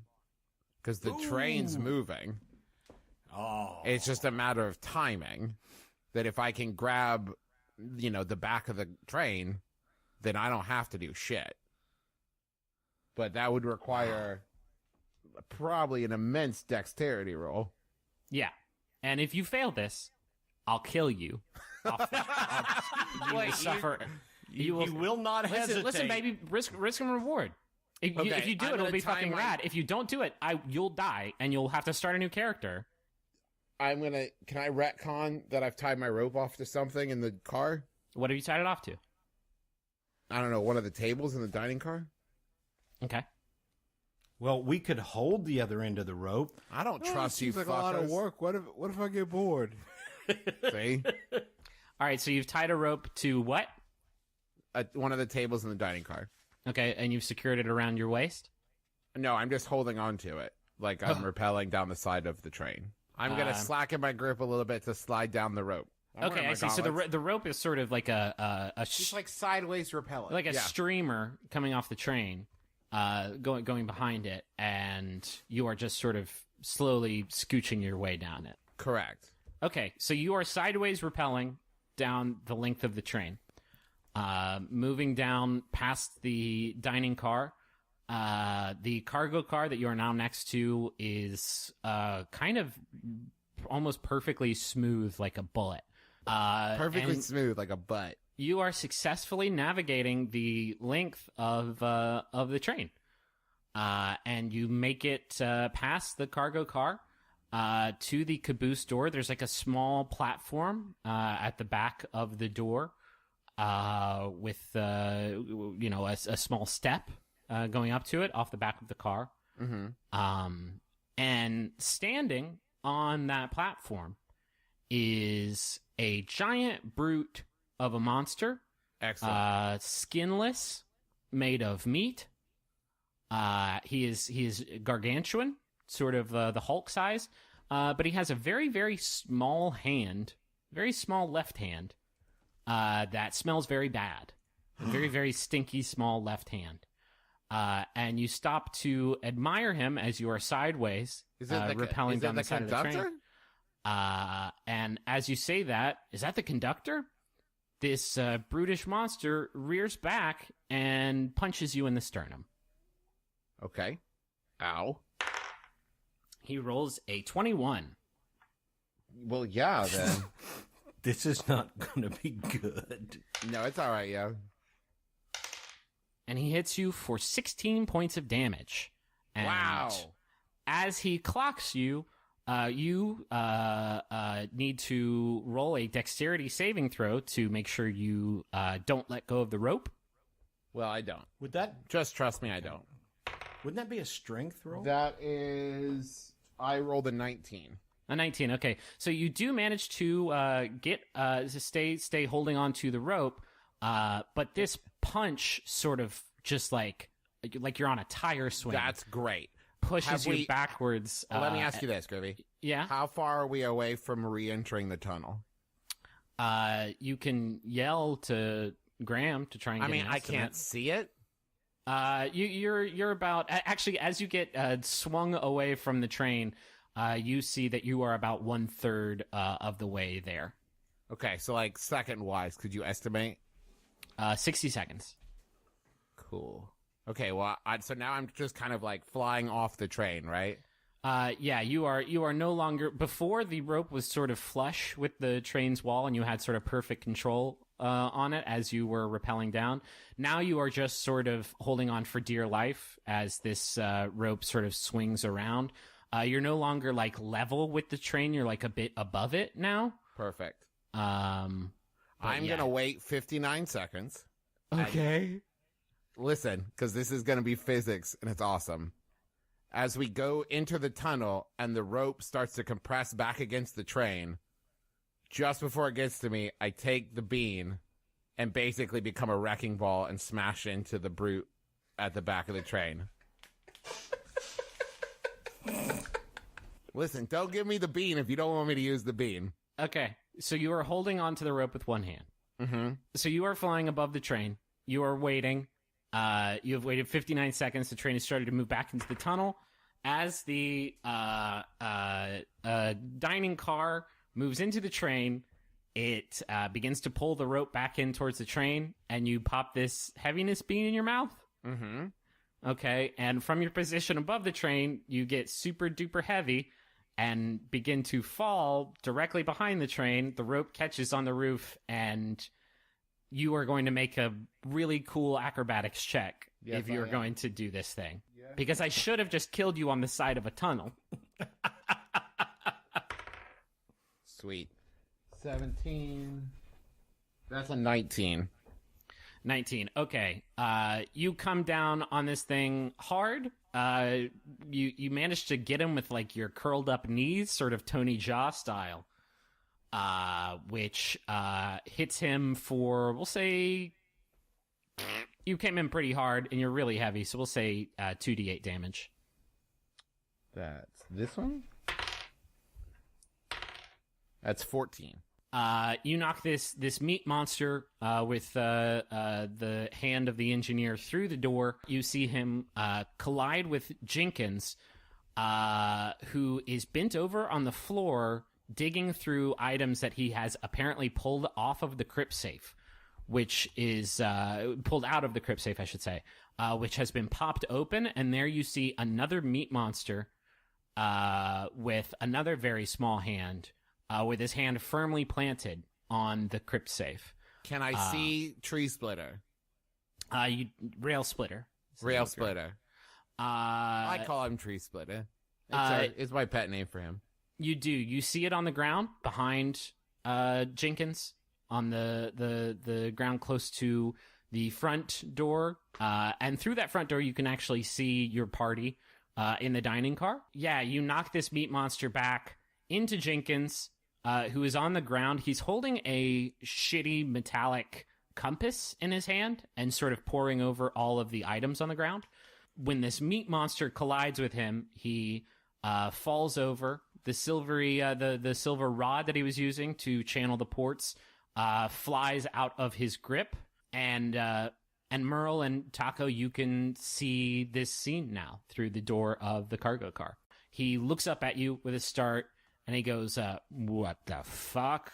And we're going to get into combat, but I'm going to give you a surprise round on him since this was all very, very surprising. I want to spit out the bean and jump across the room.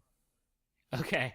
So that way I can be on the same side as my party and Rail Splitter. Okay. You spit out the bean, making you float again with your magic jumping boots. Position yourself against a wall and just like sort of... Just be clear, like I spit it back in my hand. I didn't just like spit it out. Yeah, because maybe you want to be heavy again at some point. You just sort of missile launch yourself across the room, and you're going to punch Jenkins, or what are you doing? No, I just want to. Can I jump across the room, punch him, or just give him the finger as I fly by? Okay, you fly by as you float effortlessly through the room over the meat monster. You flip him the bird, and now you're on the other end of the room. And that's going to do it for your surprise round. We need to roll initiative.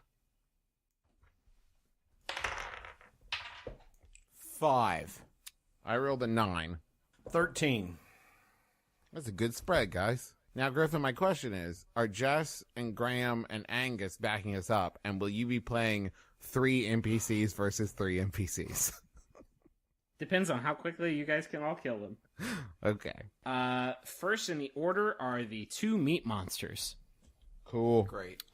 And the first one is the one that you need in the chest, who stands up and trudges his way over to now, where... Isn't standing up a move action, Griffin? No. It takes half your move. Oh. Don't tell me the rules of Dungeons and Dragons, please. He stands up and trudges over to you and uses his big fist, not his little stinky fist, to just sort of overhead hammer strike you. And that's a 24. Jesus. Yeah, no, that's a hit. It's a solid hit. And that is 13 points of damage. All right. I'm in a bad way. And the other one takes his tiny hand off of the crypt safe, trudges towards you, and comes at you with sort of a chop from the side. Rolls a 19. I mean, yeah, that hits. That's 11 damage. Okay. I'm down to 1. Okay, that's it for the meat monsters. Next in the order is Merle. Okay, so if he has one, I cannot cast Spare the Dying. That's a cantrip. Well, then I'm going to use my Warhammer on the... Okay, so many things. You don't have the Warhammer. You're not in the room. Yep, you're right. I will move forward into the car. Okay. And cast Sacred Flame on the wounded meat monster. Okay. Yeah, go for it. Oh, I have to roll. He rolled an 11 against your spellcasting modifier, which is higher than that. 1d8 radiant damage. Okay. Oh, man, you know, I really wish that when I was getting punched a bunch, I remembered that I had a bunch of skills I could use to avoid taking damage. Well, maybe next time. Oh, punched a bunch. I like punched a bunch. Okay, so that's 5. Okay. Plus 1 for the holy symbol, right? For the Extreme Team Bible? Yes. And you're going to do bonus damage, because these things are undead. Vulnerability to a damage type means damage of that type is doubled against it. So you blast this thing with radiant light. What does that even mean? You've destroyed it. Okay, good. Good. Excellent. Next. Yay me! Win! Next in the order is Magnus. Great. You are standing in this room. You got 1 meat monster left. Jenkins has stood up and rolled poorly on his initiative, so he hasn't taken any actions. He says, how did you, it's going to take me a while to get back into Jenkins. I was so excited when he died that I wouldn't have to do him anymore. And then he proved to be so popular. I know.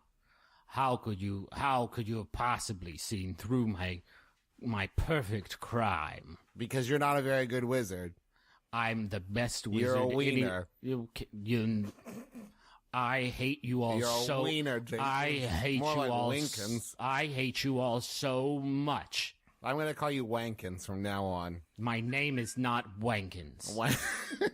Dinkins. How about Dinkins? Dinkins is pretty good. What about Jerkins? Dinkins. How about Jerkins? I'm going to kill everyone on this train, and then I'm going to bring you all back to life again, and then I'm going to kill you again. More like Junkins. This is... Yeah, but that would take another spell slot. Next in the order is Magnus. I want to pick up Rail Splitter. How do I do that? You do it. Okay, I pick up Rail Splitter. Okay. But bend from the knees. Bend from the knees, not from the waist. And I want to pop the bean back in my mouth. Okay, you pop the bean back in your mouth. You're very heavy. How close am I to the meat monster? He's right up on you. He just punched you. Great. I want to swing my axe at his head two-handed. Okay. That is 22. 22. Okay. And then yes, sufficient. 1d10 plus 6. This is a d10. That is a 10. 16 damage. Okay, woof. He is bloodied. And now I want to step backwards. But you're heavy. If you do that, you're going to take an opportunity attack. Well, I don't want that. No, who would? It's a big meat monster. But if I don't get away from him, I'll die. No, I'll still step back. Okay. It is important to me to get away from him. I have 1 point of damage. Okay, you're going to take an opportunity attack. Are you ready for the opportunity attack? Let me brace myself. Okay. 18. Oh, man, it just hits. Okay. It's going to be more than one. Well, that's a goddamn T. I think the real takeaway here is that this step back has betrayed a real lack of faith in my ability to kill that monster. That's 10 points of damage. Woof. Woof. Okay, hold on. I guess when you fly solo, that happens sometimes. Maybe you should have let your boy Taco. Yeah, maybe having a that's team great is coming from a not all cleric that who expended bad. all of his spell slots to heal me doing weird shit earlier. Oh, well, you're the dead guy. Here's a zone of truth. You're dead. So I'm going to use parry, use reaction dice to reduce damage by the dice plus my dexterity. Okay. That is 8 plus my dexterity is 10. Your dexterity's 10? No, my dexterity is 2, but plus my dexterity is 10. Okay, so do you get a counterattack?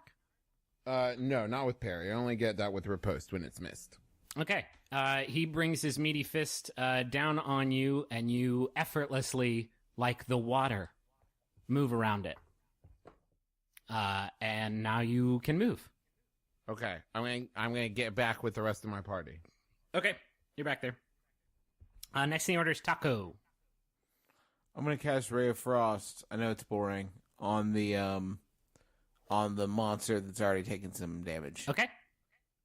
You're still outside of the train in the space between cars. Okay, well I came within 30 feet of. Okay, he was right by the door, so you can shoot him through it. I'll just cast through it. Okay. 22.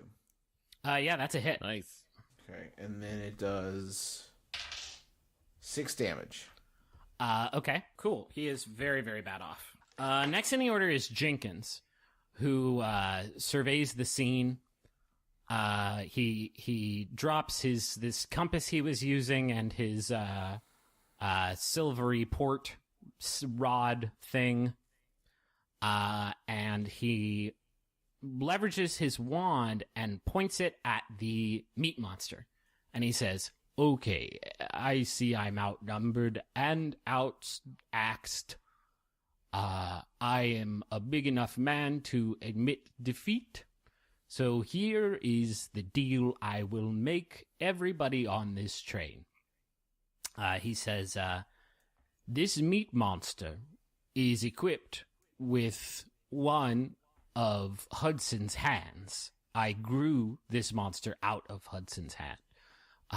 And if he is destroyed, like the other one you just killed, then the hand will be lost, and we will have no way of getting back into the engine car to slow down the train before it arrives in Neverwinter in... He looks at his pocket watch. Apparently everybody has those. He says, in about 10 minutes. So, everybody is going to back off and shut the door to this car, leave me to find my treasure, and we'll be able to stop this train in time. What do you say? Magnus turns to Taco and says, hey, do you think you could figure out that port wand thing? Absolutely not. Probably. Okay, cool. Probably. Good enough for me. We don't need a hand. Jenkins says, no takers, huh? No thanks, Papa. Go fuck yourself, Wankins. Go fuck... Yeah. What he said. But, like, imagine me saying it too, but angrier. Like, simultaneously, like a Greek chorus. He says, well, okay. And he points his wand at the meat monster, and a bolt of fiery flame shoots out of it. And he rolled a 2 and misses the meat monster by a country mile. The worst. And with that, it's back to the top of the order, which is the meat monster, which trudges over to Jenkins, picks him up by the throat, and throws him out of the open caboose door. And Jenkins rolls an 8 on his dexterity saving throw, and you don't see Jenkins anymore. He is gone. He has been deposited out of the back of the train. You hear him go, smell you later. Then I guess I'll cast Sacred Flame again at the meat monster. Okay. Well, hold on. Wait a minute. Did we just lose the wand? No, he set it down. Okay. All right. The meat monster rolls a 8, which is not good enough. Yeah, 6. 6, so that's 12 damage.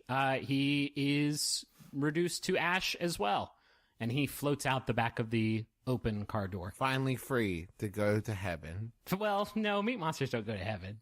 Wow, Griffin. All meat monsters go to heaven. That's my favorite Don Bluth movie. Mm-hmm. Meat monsters go to heaven. That Burt Reynolds. And Don Bluth is my favorite Arrested Development character. Let's stop there. On that solid goof.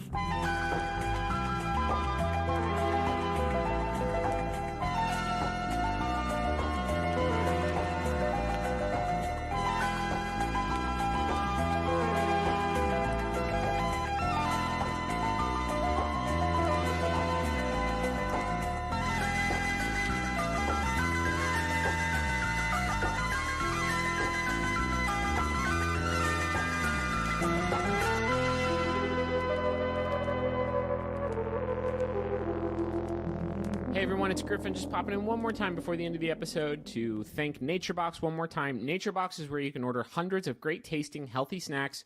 Go to naturebox.com/adventure to sign up for a free sampler box of great tasting, healthy snacks. Next episode's up on June 4th, so we'll see you then. MaximumFun.org.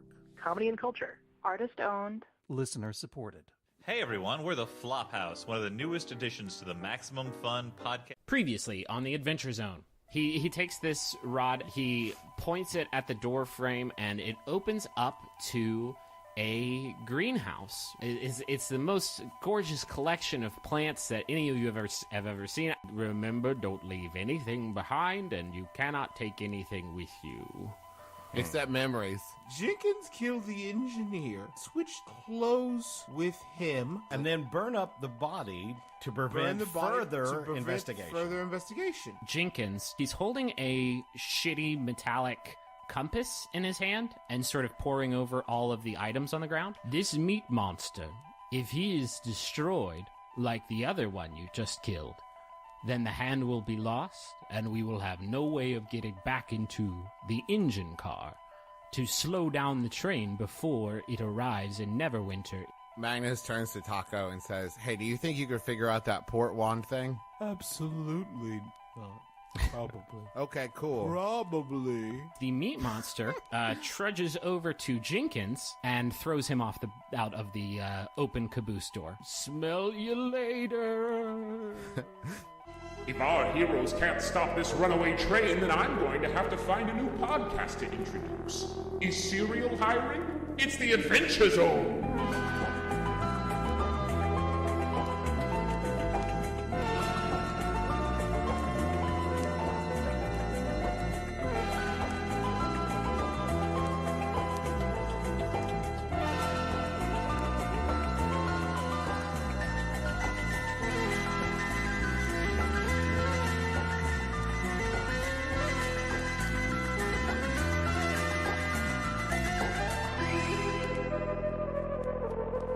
Jess and Angus and Graham all barge into the cargo car where you have just destroyed these meat monsters, and one of the meat monsters just destroyed Jenkins. And Jess yells, "Let's get busy!" And her axe appears in her hand. So she just appeared in the car? Yeah, they all came into the car. And that's my entire plan for how we stop the train. They missed it. I guess they missed it, but it's really good. Can you start over from the...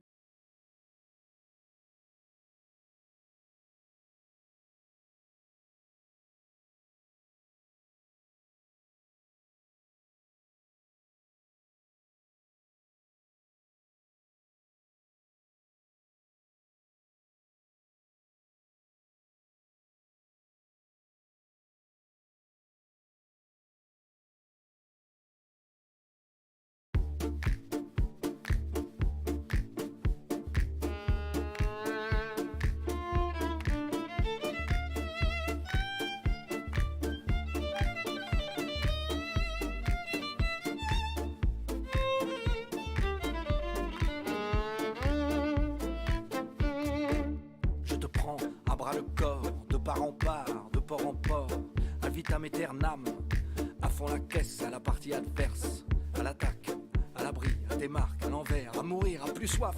Je te prends à part, à poing, à l'avant, à l'arrière, ailleurs, à rayure, à fleur, à la dure, à l'ancienne, à la chandelle et à la tienne, à la revoyure, à la one again, à l'encolure et à l'antenne, à l'abordage, à l'ouverture, à la sauvage, à l'air pur, à la traîne, à l'usure, à l'étage, à la scène. Je te prends à la nantaise, à pile ou face à la française, à l'avenir. Je te prends à l'envie, à l'essence, à la vie, à l'œil et à partie. Je te prends à tes amours, à tes souhaits, à posteriori. Je te prends à l'insu, à la coule, à la fraîche, à cul, à vélo, à volo, à pied, à main nue, à corps perdu. Je te prends à pleine bouche, à bâton rompu, à la louche, à la cuillère, à la coupe, à la mouche, à la fâche, à mon fur mesure, à pique.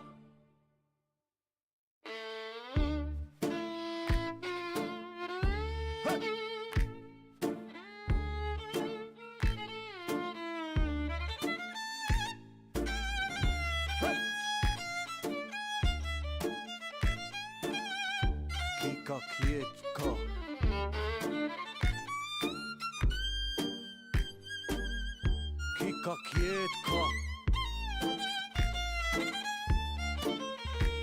Ja, recht, du Boys dabei.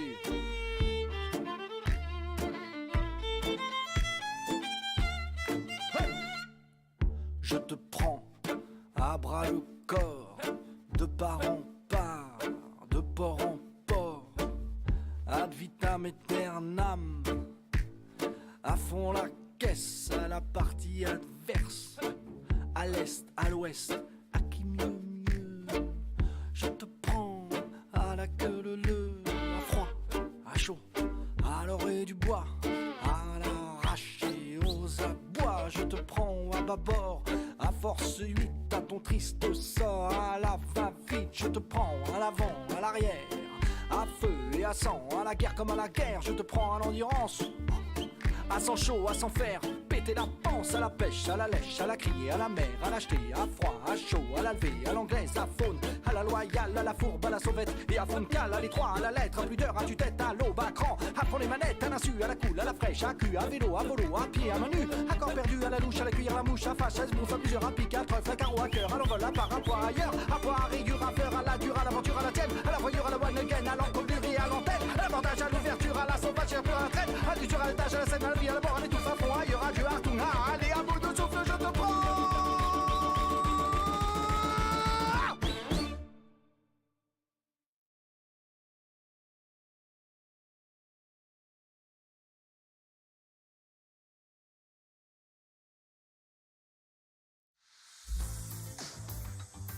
Ooh.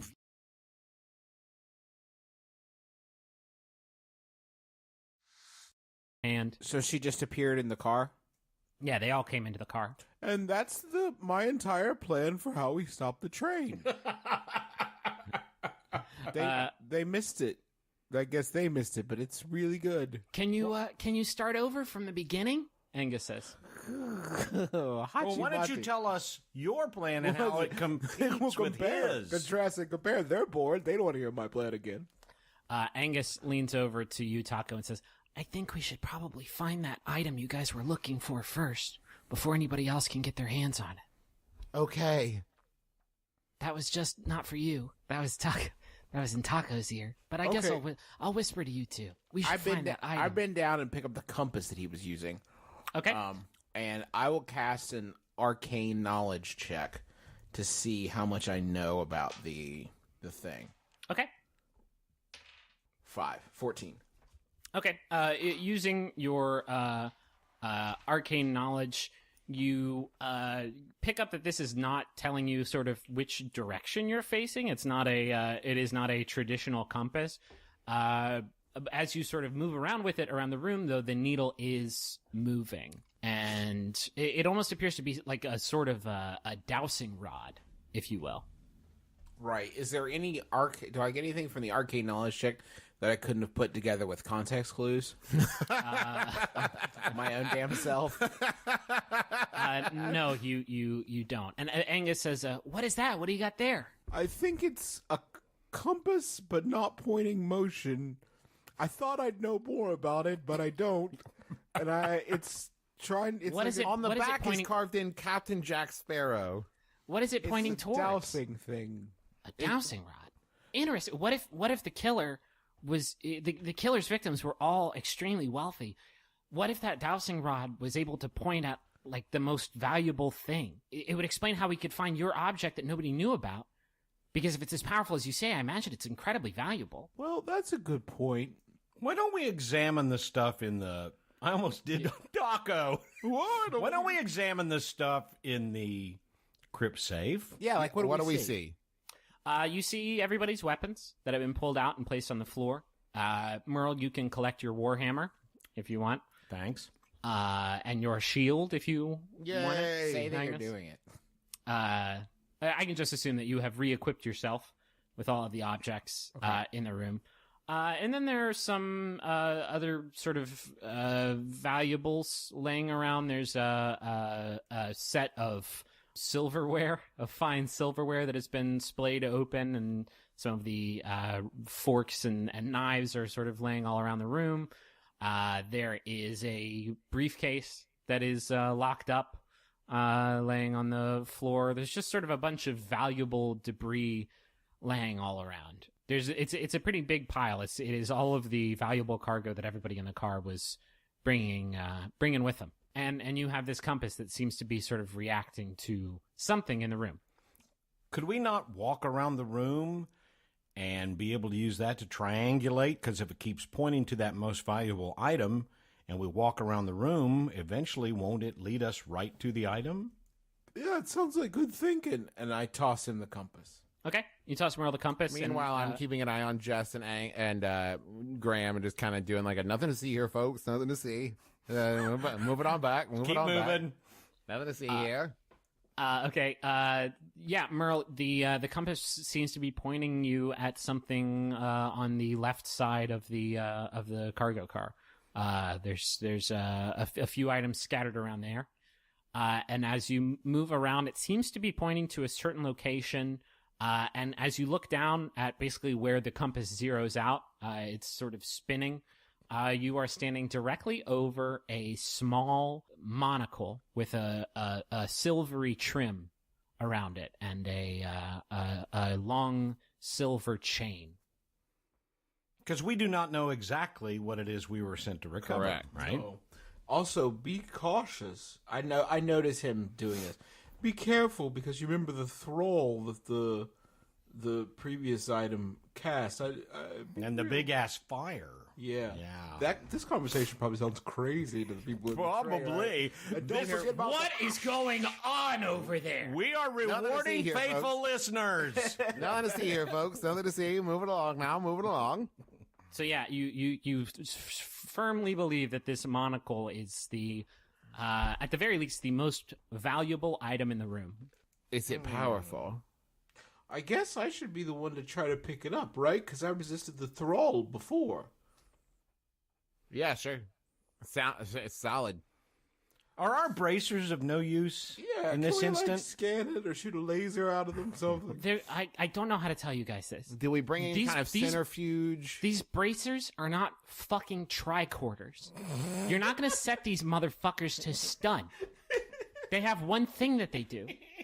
Remind me what that one thing is. It summons the transport. Cool. If you do that now, you're just going to waste a glass ball. It's going to crash into a mountain because you're in a mountain. Okay. So when I poked it earlier, I wasted a glass ball. No, you didn't get any signal. Okay. Well, you got to check. You got to check your carrier at that point. Yeah, no bars. Okay, I start reaching my hand towards it, but not touching. But just start reaching my hand towards it to see if I'm getting any vibes.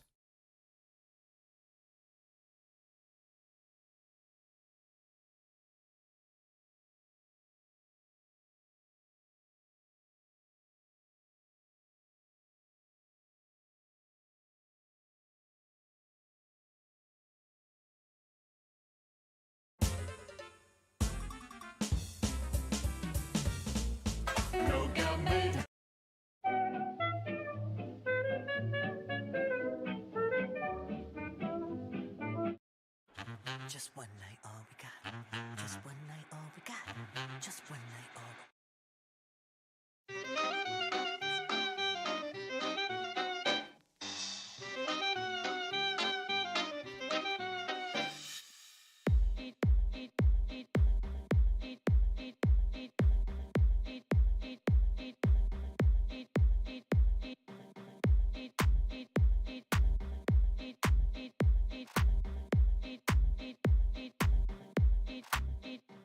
Of all the boys I've known, and I've known some, until I first met you, I was lonesome. And when you came in sight, dear, my heart grew light, and this whole world seemed new to me.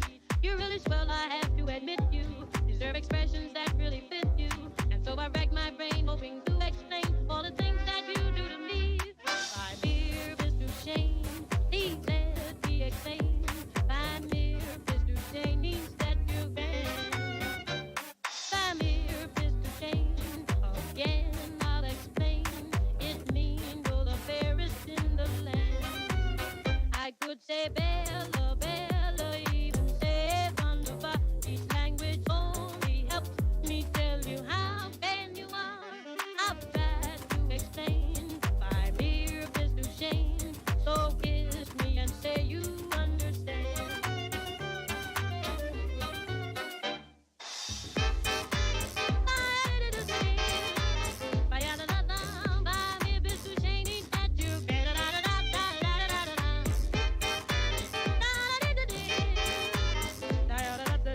It means you're the fairest in the land. I could say Bella, Bella, even say wonderful. Each language only helps me tell you how